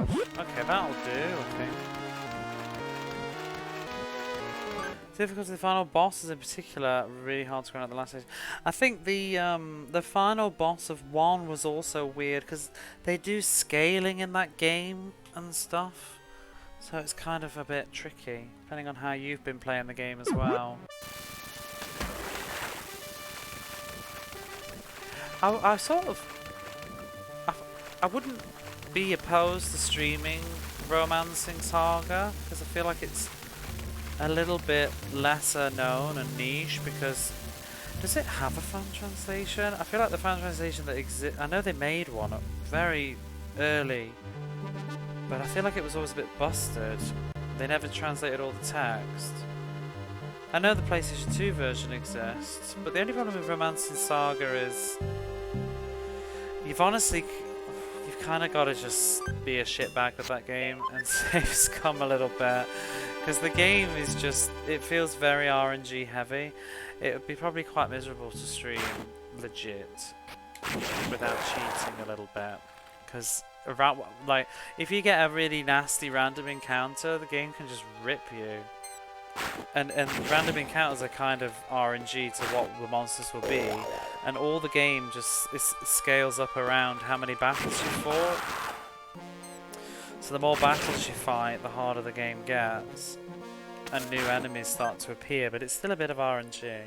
I found Romancing Saga 2 a lot of improvisation quite pretty easily. I think one would probably be the worst one of the three, I think, because it's quite primitive as well. I really admired it though, from a technical point of view. You want to talk about open world and stuff, like Romancing Saga was like doing it in like 1992 or whatever it was. It's a crazy game, because it's mostly non-linear. It's very weird. It's kind of hard. You really got to have the right mind frame to get into it as well. There's just so many sort of like optional content and stuff. And then once you've done a certain amount, because a lot of the game runs on the idea of how many battles you've participated in. So certain quests are only available from like battle 0 to 150 or something. And then once you've gone past that, you can't do that quest anymore. It just disappears from the game. Like the NPCs involved or whatever won't be there. But they'll be in one particular town. But maybe when you were playing you didn't reach there that time. So maybe the next time you play you do, I guess. But then eventually once you hit a certain point in the game, like I think that's when the final dungeon starts to become available. And then it's up to you when you go for it. I did a lot of stuff. I played as the Prince Albert. And he is, he's supposed to have the strongest, because they start off not super open world. Like his story was quite on the rails for the first like 2 hours, and then once you've like sort of arrived in a new town, the game sort of is just like, and off you go. You can kind of go anywhere. But you've got hints of where to go, like getting to the capital. Very hard to play blind, which is what I always wanted to do. Yeah, they are. I'm out of here, bye bye. I had to read a lot of the Japanese walkthrough wikis for Romancing Saga 1 to kind of figure out sometimes what to do. That's why I know a bit about the inner workings of how it functions as a game, because they've chronicled it a lot. I think if I was to play it again though, I sort of know the nature of the game of the beast a little bit more, so I'd be a bit more willing, like whatever with it. And play as another character as well. Because it's quite crazy, because I can't remember now, there's like 8 characters or more, and they all have different openings and slightly different unique quests for their character and stuff. It's an ambitious title for the Super Nintendo. I imagine 3's even more so. 2 seemed weird. What I briefly played of it was like the Emperor system, isn't it? With like you standing around the Emperor in the middle. Bit weird. Right, where are we now? Oh, we're back up here. Been here though.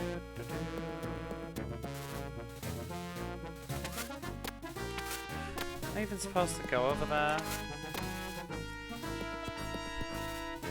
Very interesting mechanics. It's all formations around a general, isn't it, or something?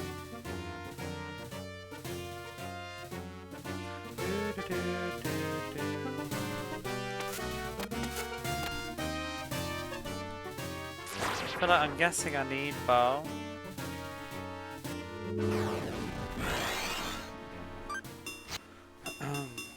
Got all these shade calls now. Why can't he? Why is he crying? Oh, he's gone. Oh, you came. Beautiful brother and sisterly love.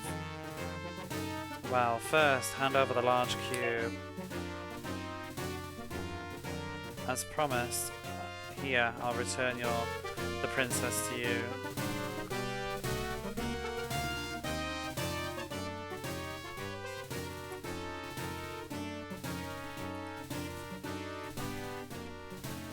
Do your best. You should, yeah, take care of her as much as possible. Prince. Or treasure her rather, really, but... Brother Luo, I'm so sorry. All I did was get captured.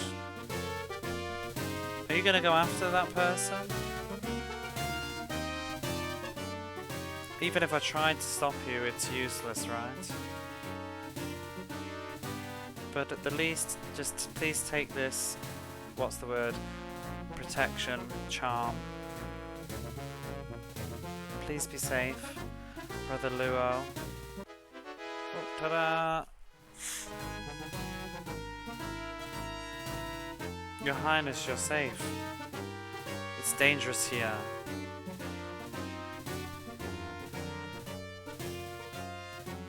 We'll return back to the castle with the princess.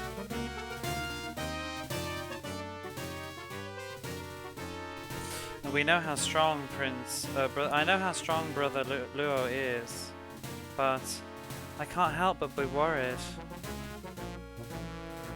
Please take care of yourself. We'll be praying for your, what's that, good fortune in the battle.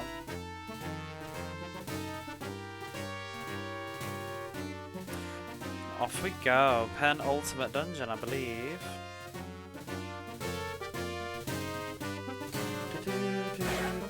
Have you played this one, Doan? I've forgotten. I can't even remember. Is this the one that you bizarrely haven't played? I feel like you should have played this. If you haven't, you need to.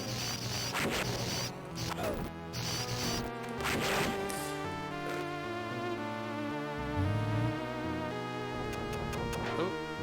Played it a bit, but not very good at it. You should give it another go. Once you get into it. And it's quite forgiving with the respawn locations. I mean, if you don't like it though, then it's, you know, it's fair enough. But I'm finding the story is not really much. There's nothing really to being revealed. I've played it in Japanese before though, about 6 years ago, but I couldn't remember very well. I just remember not thinking much of it, and I'm feeling the same way. I think I'm remembering the same sort of disappointment I had back then, that there wasn't a big, like, revelation to be found in the script. The script's just, you know, you've heard it. It's quite simple, really. It's written better in Japanese than it is in English, but the core gist of it is, it's not the most deep of stories. So there's not really much to get lost in translation. I did look up briefly on the Wikipedia. Not the Wikipedia, on YouTube. I was just trying to check the lines. So, in fact, I'll tell you, because I took a screenshot, so I'm going to read it out. But, the large cube scene said, "You broke my seal. I am the origin of Agito's power and the keeper of his soul." Now, it doesn't say anything about being a keeper of his soul, actually, in the Japanese, so that's been made up. "His ancient evil can be awakened by me." I mean, it's sort of correct. It's more like he can be resurrected. Or, well, not resurrected, reawakened, pretty much, is what it was in the Japanese. But I've heard that the script for this was like, let me just move out of the way of that as well. I heard the script for this was done in... I don't think the person that wrote the English script actually translated it. I think they were handed a translation that probably wasn't very well done professionally, and then they tried to, maybe couldn't understand it very well, but they tried to salvage it. So that's why I think you'll end up with stuff like the keeper of his soul, which probably wasn't there at all, but they just tried to do what they could with it. Because all he literally said was,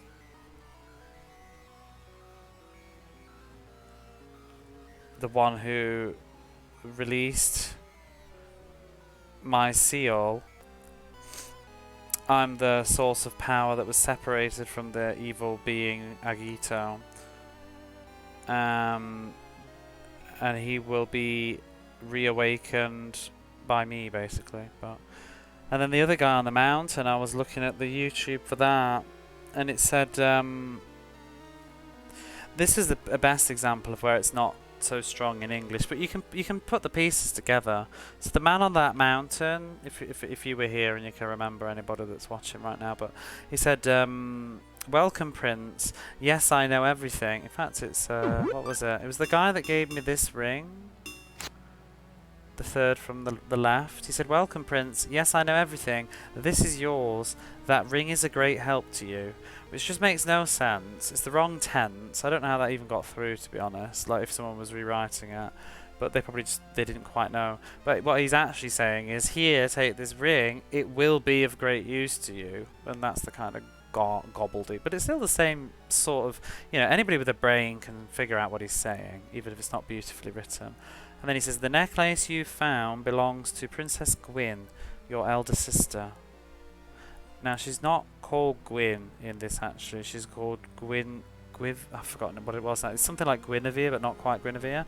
Gwyn is actually, or Gwyn or something, is the name of the silver armlet person. But the necklace you found belongs to Princess Gwyn, your elder sister. As you know, she's been missing for over 10 years. This may mean she is still alive. This may mean she's still alive, I think, was added in, but the rest of that's the same. Now go back to the castle, Silver Armlet wants something from inside it, and you must hurry to protect your family. It's basically the same thing, you know what I mean? And that's about as important of a scene this game has, that sort of a dialogue. So, it's one of those games where I think it was accidentally competent, if the stories are true of how it actually came to be, but it gets my thumbs up, especially for the era that it came out in. And it's not even a heavy RPG, it's an action game, so they wouldn't have put the resources into it. There are worse games that had better people working on them. So. Whoa.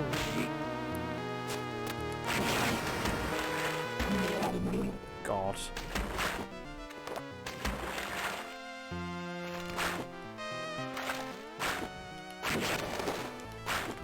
Oh, I want that.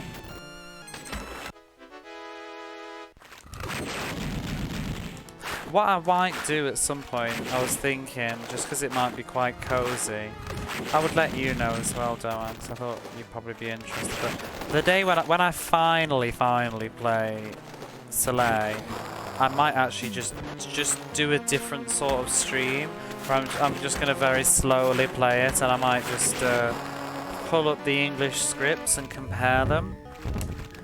Compare both of them with the Japanese to the best of my. I mean, I'm not a professional translator or anything like that. I'm sort of like plodding through jankily myself.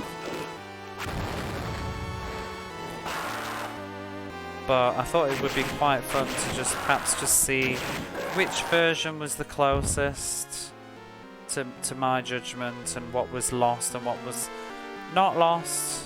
I mean, I know from memory it's not a terrible translation anyway. The PAL version's the best version though, from what I do remember. The US version is avoids some stuff.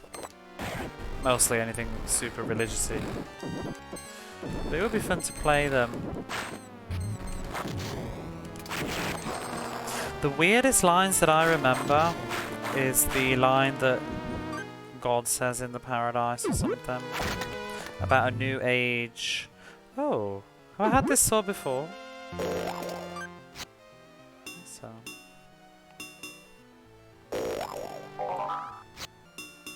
Oh no, maybe I did. I don't need it though, really, do I? Because I've got this one. Yeah, I would never do that with every game, but there's not that much dialogue in this and in that, so I don't mind as much. Get off, you absolute bastard.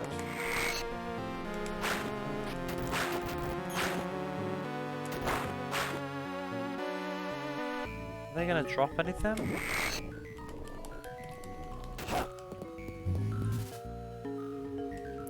Just steak.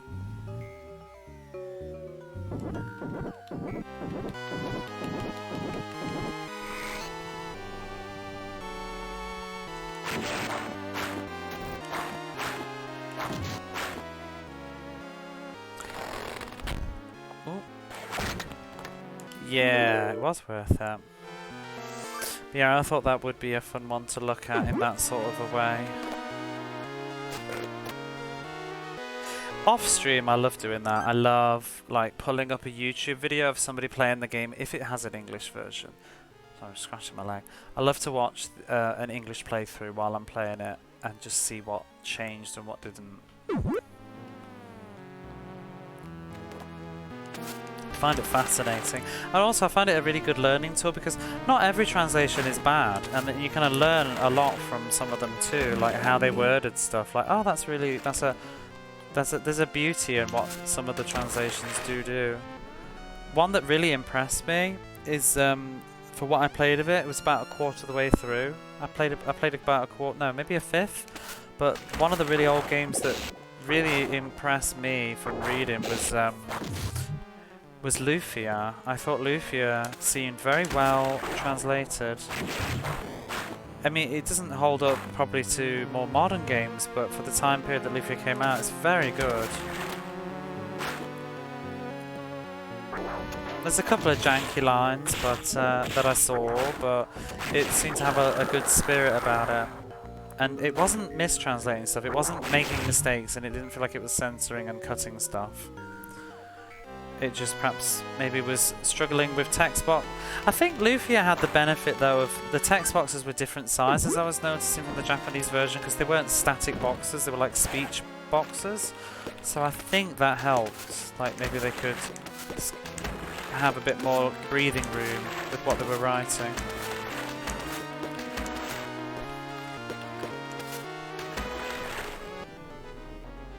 Oh, you're joking. And then another one that, just briefly what I've seen of it, I feel like Illusion of Gaia wasn't too bad. And no, actually I've seen quite a bit of Illusion of Gaia now, because somebody was playing it on Twitch, and I was watching their stream. They were actually playing the beta version, which had a different script, like an earlier translated version, which was, I think it was mostly inferior, to be honest. There's a reason why they redid it, but it was a little bit closer, but it was a bit weirdly written. Ow. It's been a long time since I played any Lufia games. I played the DBA one last. Oh, I want to get that on the Wii U, but the shop's sort of gone now. Although I have heard that you can top up your account on the internet or a Switch, but you can do it on the internet still to still get some games until like March. No time soon, but I don't know, maybe I could squeeze get a couple of those Game Boy games in March if I've got the money. It was mostly Lufia that I wanted actually, because I do want to play through the series. I've not played them, so I was playing. See, that was another casualty of me starting to stream on Twitch. I was playing Lufia and then I stopped because I got into streaming. Because I was watching a YouTuber that I really love play Lufia and Wild Arms. Wild Arms is a good one actually as well. You know, Wild Arms on the PlayStation 1. I think I played about. I haven't finished it yet, but I did play 80%ish of it. I got very far into that. It's ridiculous that I actually dropped it, but. I actually have it on a disc now though, so I'm going to play it on the original hardware instead of the Vita, like emulation. But I don't know why I'm pausing the game so dramatically. What I saw at the Wild Arms script, it was pretty good actually. It's a good job that they did. There was a few things sort of like, I think it wasn't the most beautifully written in places, but it was pretty, didn't drift a lot.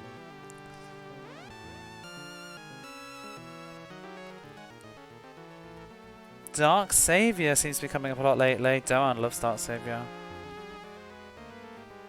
Okay, am I right in saying pretty much that Dark Savior is your favourite game? Doan? A friend of mine tells me I need to play it because it's sort of a spiritual sequel to Landstalker. Yeah, there's like 4 Landstalkers. There's Landstalker, there's Lady Stalker, there's Dark Savior, and then there's Climax Stalkers. Well, not wow. I forgot the English. Time Stalkers, isn't it? On the Dreamcast. Not directly on the eShop through the Wii U itself, only through online Switch. Yeah, because they've got Lufia. I don't know. Do they have it on the Western one? But they have Lufia on the Japanese eStore, and the Wii U is really cozy for Game Boy fans. It does look good. Where am I going? Ah, is it over here? I only know 2 Landstalker games, Landstalker and Time Stalkers. See, Lady Stalker, they're the only 2. Well, Dark Savior was in English. Lady Stalker doesn't have any English. It has a game FAQs though, I think Doan said. A game FAQs script. Time Stalkers has official English. But isn't Time Stalkers like not? Yeah, it's very different, you just said. Roguelike Dungeon Crawler. Isn't it like a multiverse crossover with Shining Force as well? Something weird like that.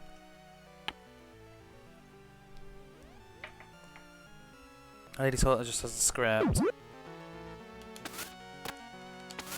I mean, Alundra's sort of. I take back what I realised what I said a little bit when I was playing Landstalker. I was sort of like trying not to see the link with Alundra, I think. But now that I've just replayed Alundra, I do sort of change my view, and I think you can see the DNA in Alundra from Landstalker quite clearly.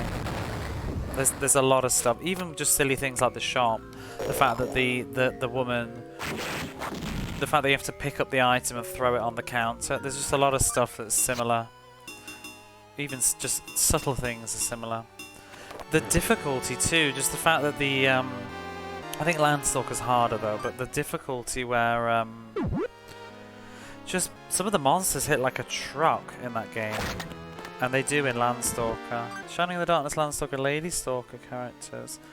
The one who I think might be Fed. Yeah, because Fedder's the same character designer, isn't it? Time Stalkers is really bad. I want to get it there. Landstalker's far, admittedly, I did get several on time before I came back to Fed. I didn't get on so well with Landstalker when I played it at first, but it grew on me a lot. I think I need Shade. How can I summon Shade from the actual Shade? I don't think you can.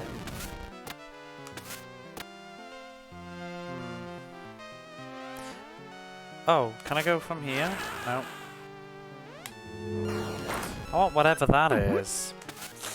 I assume I need to use Shade to get it.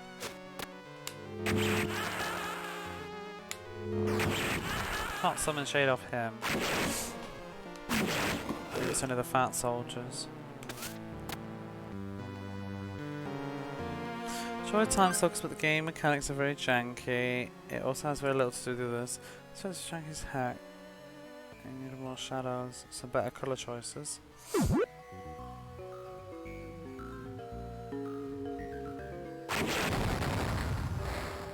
I remember wanting it because the cover will look very attractive in the shop. I want to summon Shade. Is there not anything? I mean, I could use my item, but it feels like a waste. Maybe I should check what's in it first. If it's possible.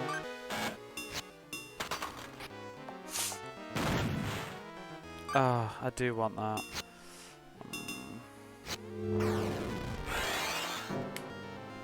Yoink.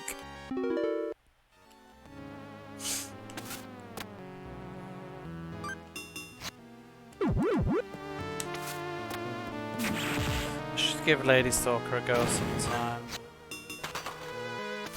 Oh my god, there's just a never-ending amount of things I want to play, things I want to stream, things I want to play.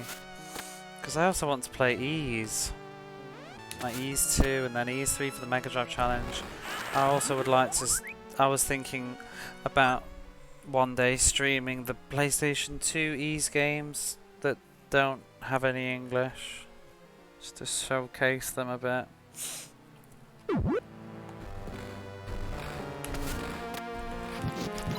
I mean, I don't know. I was even just toying with the idea of having a cozy night of streaming Final Fantasy VII, but so much to do, so little time. None of it should ever be a chore, though. This is one thing I want to stream.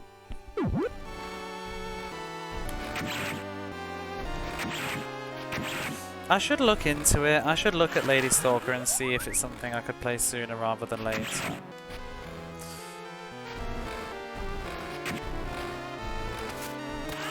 Ah! Oh, there's the bloody Shade statue. Oh god.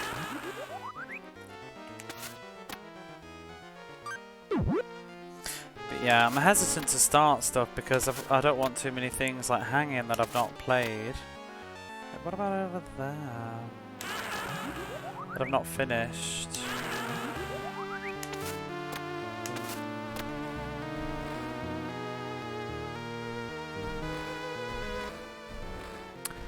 Come on. I think I'm soon leaning towards the idea of doing a survival horror game soon. Probably a survival horror game like a 3D one. Might do a survival horror game on the Saturn, but I've got, without naming which one exactly. But I need to I haven't played it before, so I need to read the manual and stuff. And that's sometimes why I just don't stream stuff, because I can't be asked to read the manual, especially when it's in Japanese.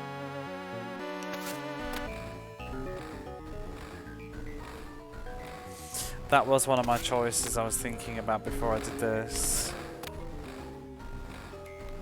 I'd like to see the N64 game, forget the title. N64. I don't have access to N64 now. One day I'd like to get one. Won't be anytime soon. N64 game. Did I mention it? I'd like to play Castlevania.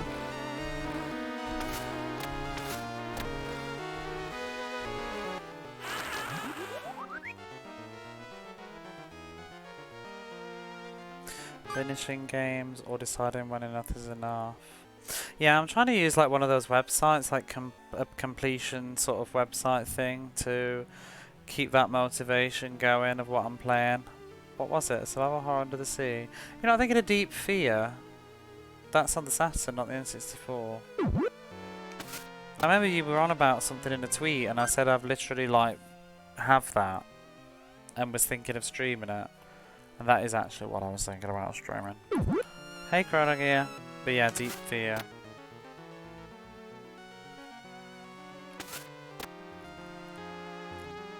Oh, Horror Under the Sea, Deep Fear.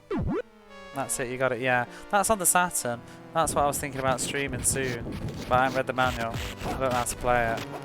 I actually don't know anything about it, other than it's a survival horror game, and it was Japan and PAL exclusive.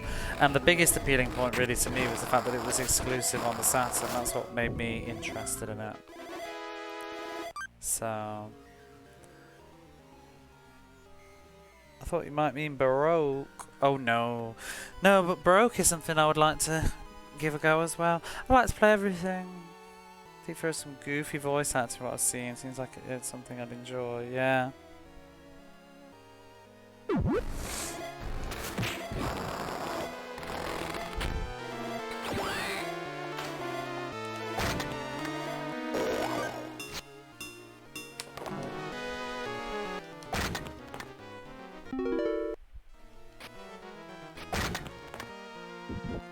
No, I want... Oh, you bastard. Oh, you villain. I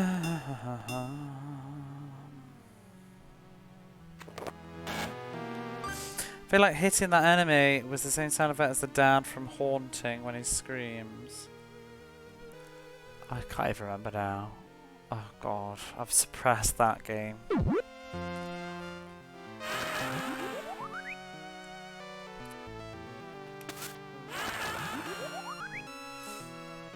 What is patience at the end of the day?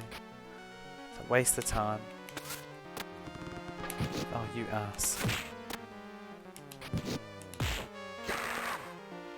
Which Scream though? They have so many.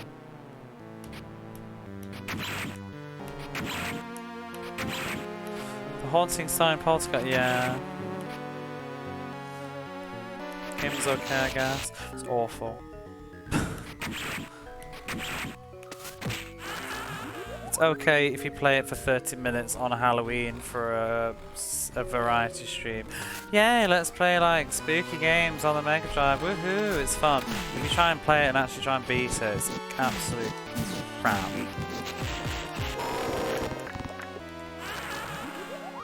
I can't remember. Just who's on me spooking? I'll have a look after the stream. What the hell? He's dropped an elixir? me, do I need this many elixirs? Could be Chakan, but it isn't, thankfully. I don't know, I think I'd rather play Chakan. I don't know. I think at least Chakan's like... I don't know. Oh god, that's awful. It's like Sophie's Choice, that is. Except you don't want either of the kids. Good god.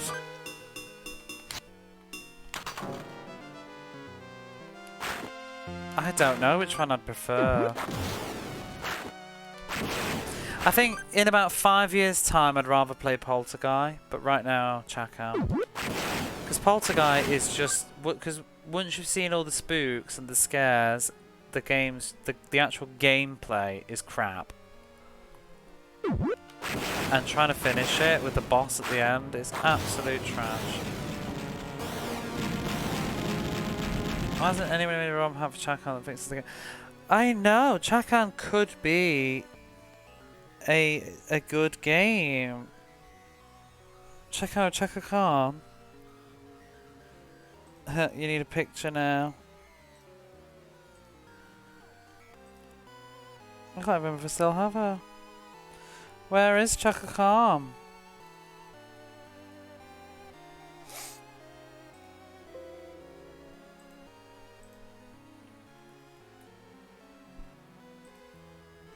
I think I had that as a box art for a while.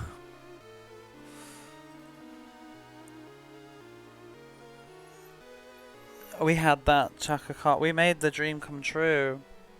Or I did with my really busted Photoshop skills. I don't know where I put it now. It's on my Be Right Back screen, but I don't know where.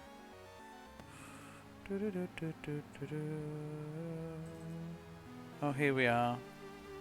Oh, there she is. Beautiful. The every woman. Good times. That would be my ROM hack.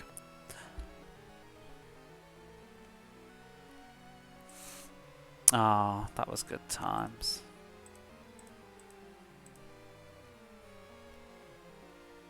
Yeah, we peaked too soon with Chakam.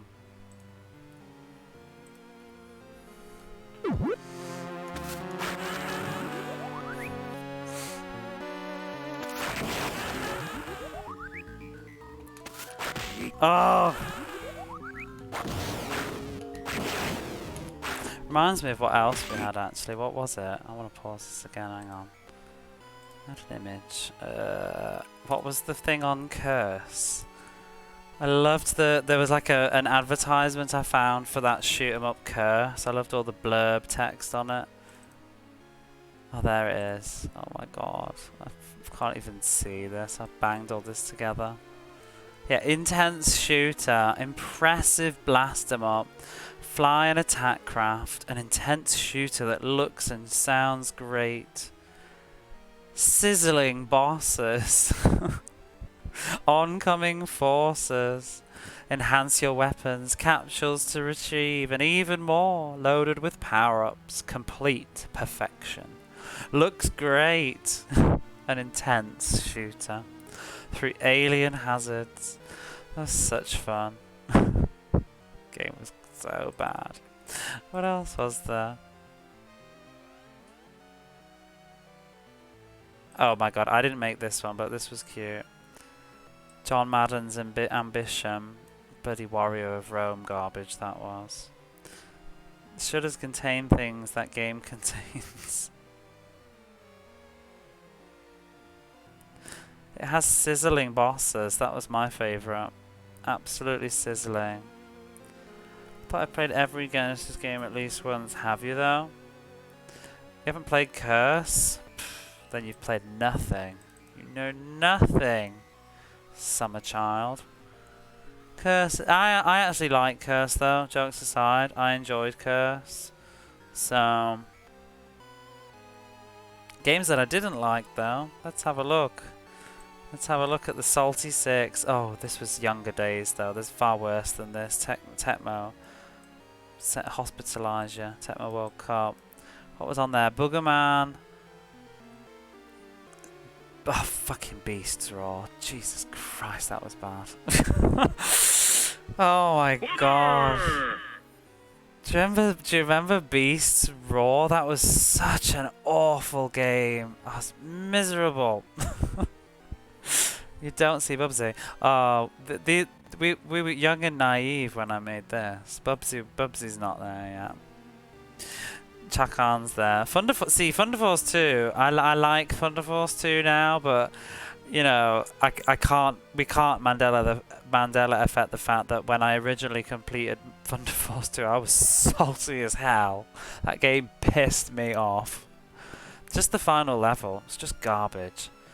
But oh, and Aero the Acrobat. Oh, I low-key I'm over Aero now. It was the first really, really miserable game, I think. Atomic Runner. I hate Atomic Runner though. They go well together. While I've got the folder open, if there's anything else that's interesting. Oh god. What is... Oh, this is... See, I still not beat the game, but this is that bloody shit Tecmo World Cup. This game is absolute, just unbearable garbage. Tecmo World Cup offers all the drama of professional soccer. Bone jarring. Top of the ranks, offers all the power. One-on-one shots. Choose from a host of international teams, including Soviet Russia. Take on the toughest teams, head-banging action. Top half, latter half. It's wonderful. Atomic Runner isn't that bad. No, it's not. This was more... It wasn't just about games... It wasn't like games that were bad. It was games that had like tilted me. Atomic Runner tilted me. Like I was playing that game at 6 AM, slightly drunk, getting real rage on the final boss. Just couldn't beat the fucker. And I was like save scumming as well, because that was back. I changed my policy a bit.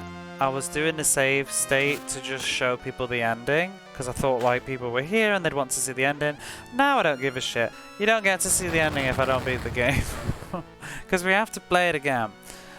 But oh my god, Atomic Runner, even like save scumming, I wasn't save scumming, but I'd made a checkpoint in front of the boss and I couldn't beat that boss, and I kind of just wanted to go to bed as well. I was just getting so triggered. I couldn't figure out how to beat the boss was the problem.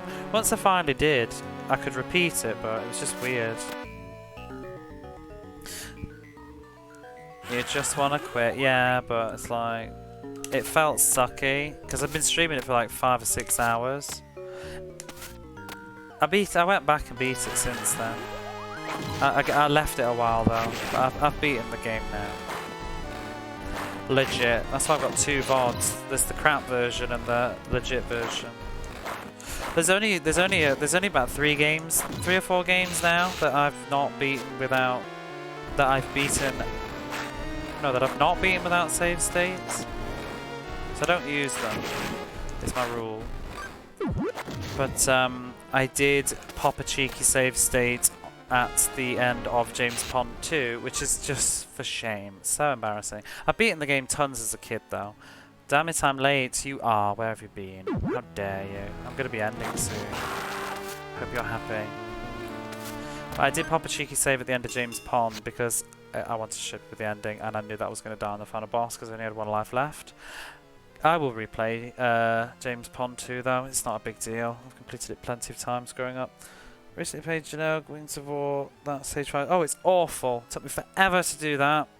After I finally reached that boss, I finally cracked to use save states to practice the fight. I just played. I beat that game eventually, but it took a while. Beat 100 floor dungeon. I did. First time. This time, yeah, first time. Come see some foots here. Stage 5 is the hardest thing of the game, really. All the difficulties back-ended in that game, which is a bit unusual for a lot of shooters, because I feel like a lot of shooters usually jam their difficulty in the middle area.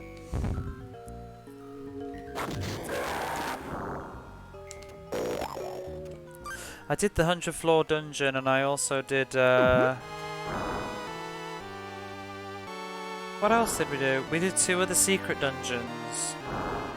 Got quite a lot of magic stuffs.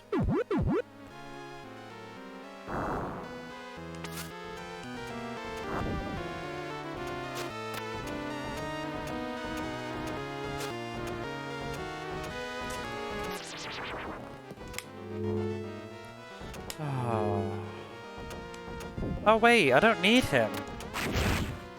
I've got a fucking fire sword.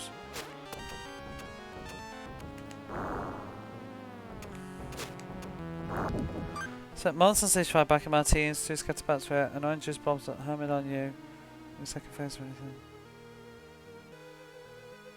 Oh, the final boss is whatever. You know, as long as you've got like about 2 lives, 1 life, you're pretty much guaranteed through.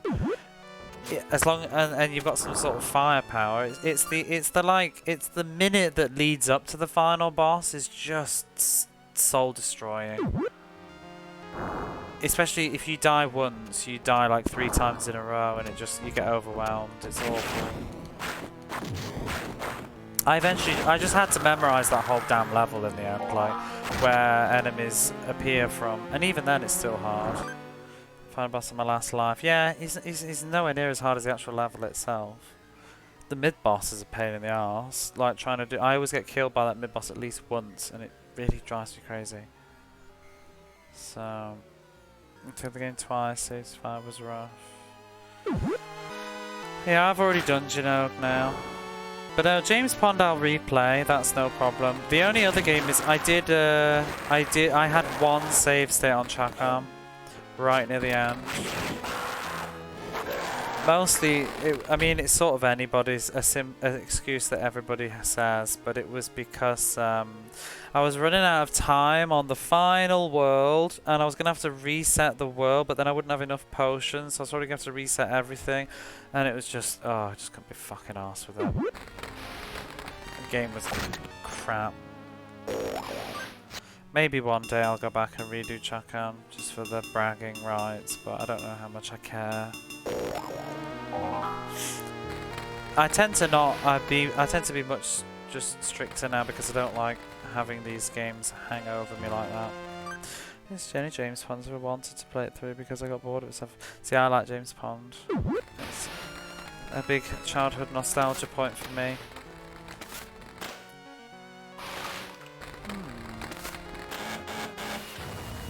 Oh, I remember this. Oh, thanks.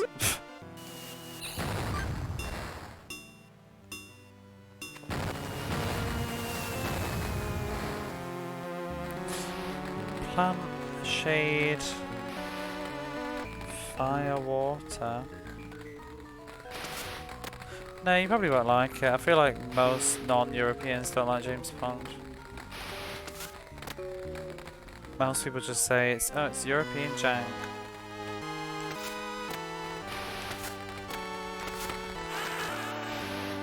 Because the North American Mega Drive games were so great.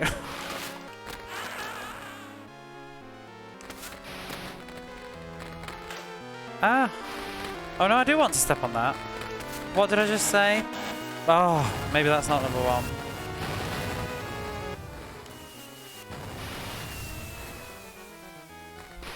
Maybe water's number 1.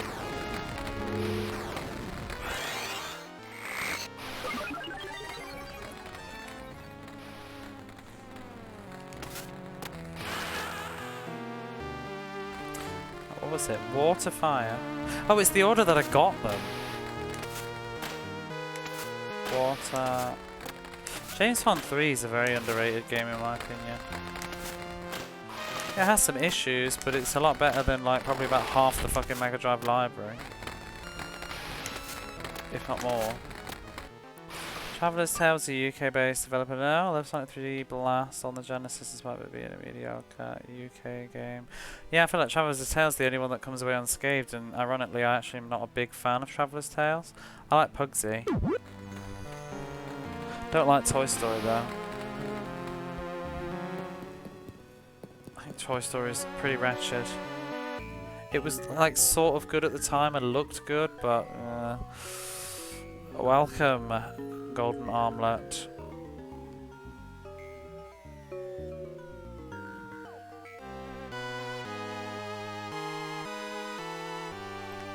Oh, this is the land of time and space.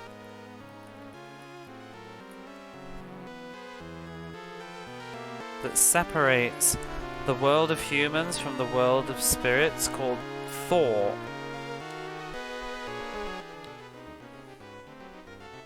I can't remember the English version, but was the English version, did they just call it the Shadowlands?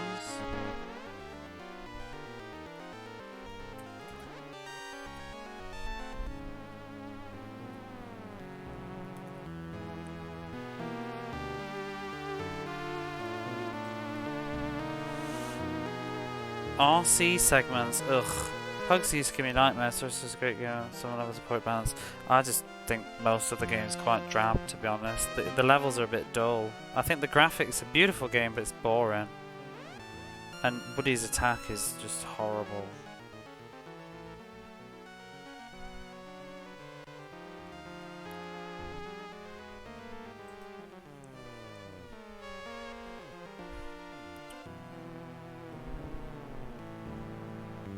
And he won't let us use the power that the golden amulet has.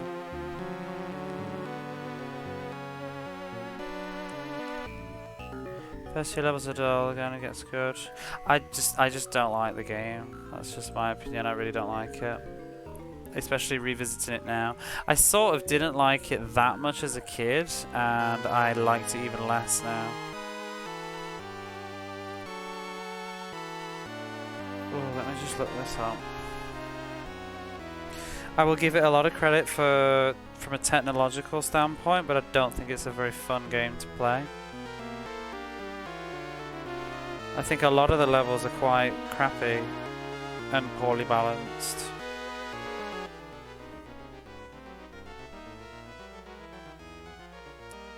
So you can rock to the end here.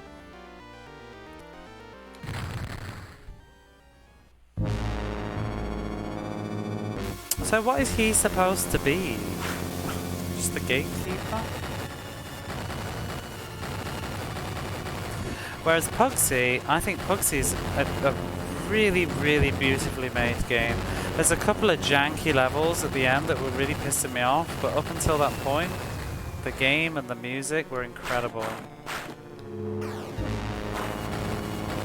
I'm trying to remember this. We have to open his eye, don't we?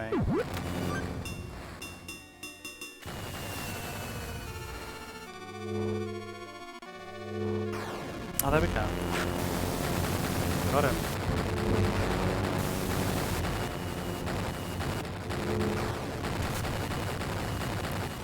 I guess he's just sort of like the gatekeeper between region. So I guess the final dungeon is actually set in Thor then. I'm trying to remember. In Ruins. Which is where I believe the prequel to this is... The prequel to this is set? Well done, probably have to try it again. I remember trying to avoid it as a kid because the nightmares. He does look a bit creepy.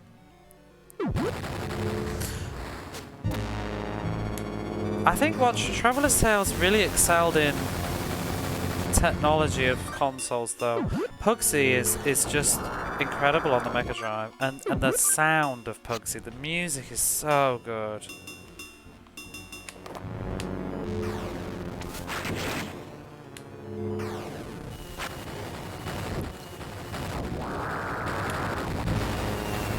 He's an ugly sort of design, but the graphics in the game are so good.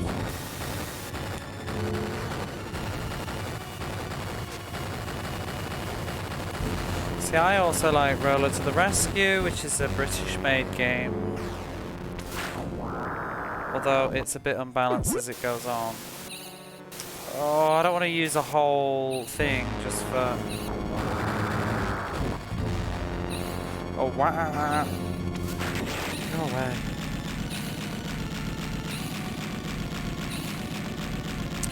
The music of Pugsy just doesn't sound like many other Mega Drive games, especially non-Japanese developed ones. Oh, and here we are. Oh, you can't leave?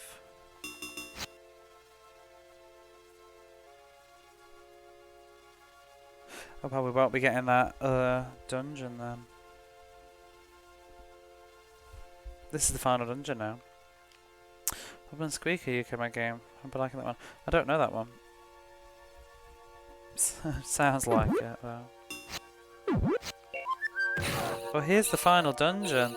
This is probably going to be a good place to leave it, because I'm not going to finish this tonight. Oh my god, I got no sources of food though. I've got all these elixirs though. The music here is so sort of creepy. This, I guess this is Thor. This is the land of Thor where the spirits live, but no, it's all fallen to ruin. And I think, is this not where the prequel to this game is set? Story of Thor 2? I think so. Yeah.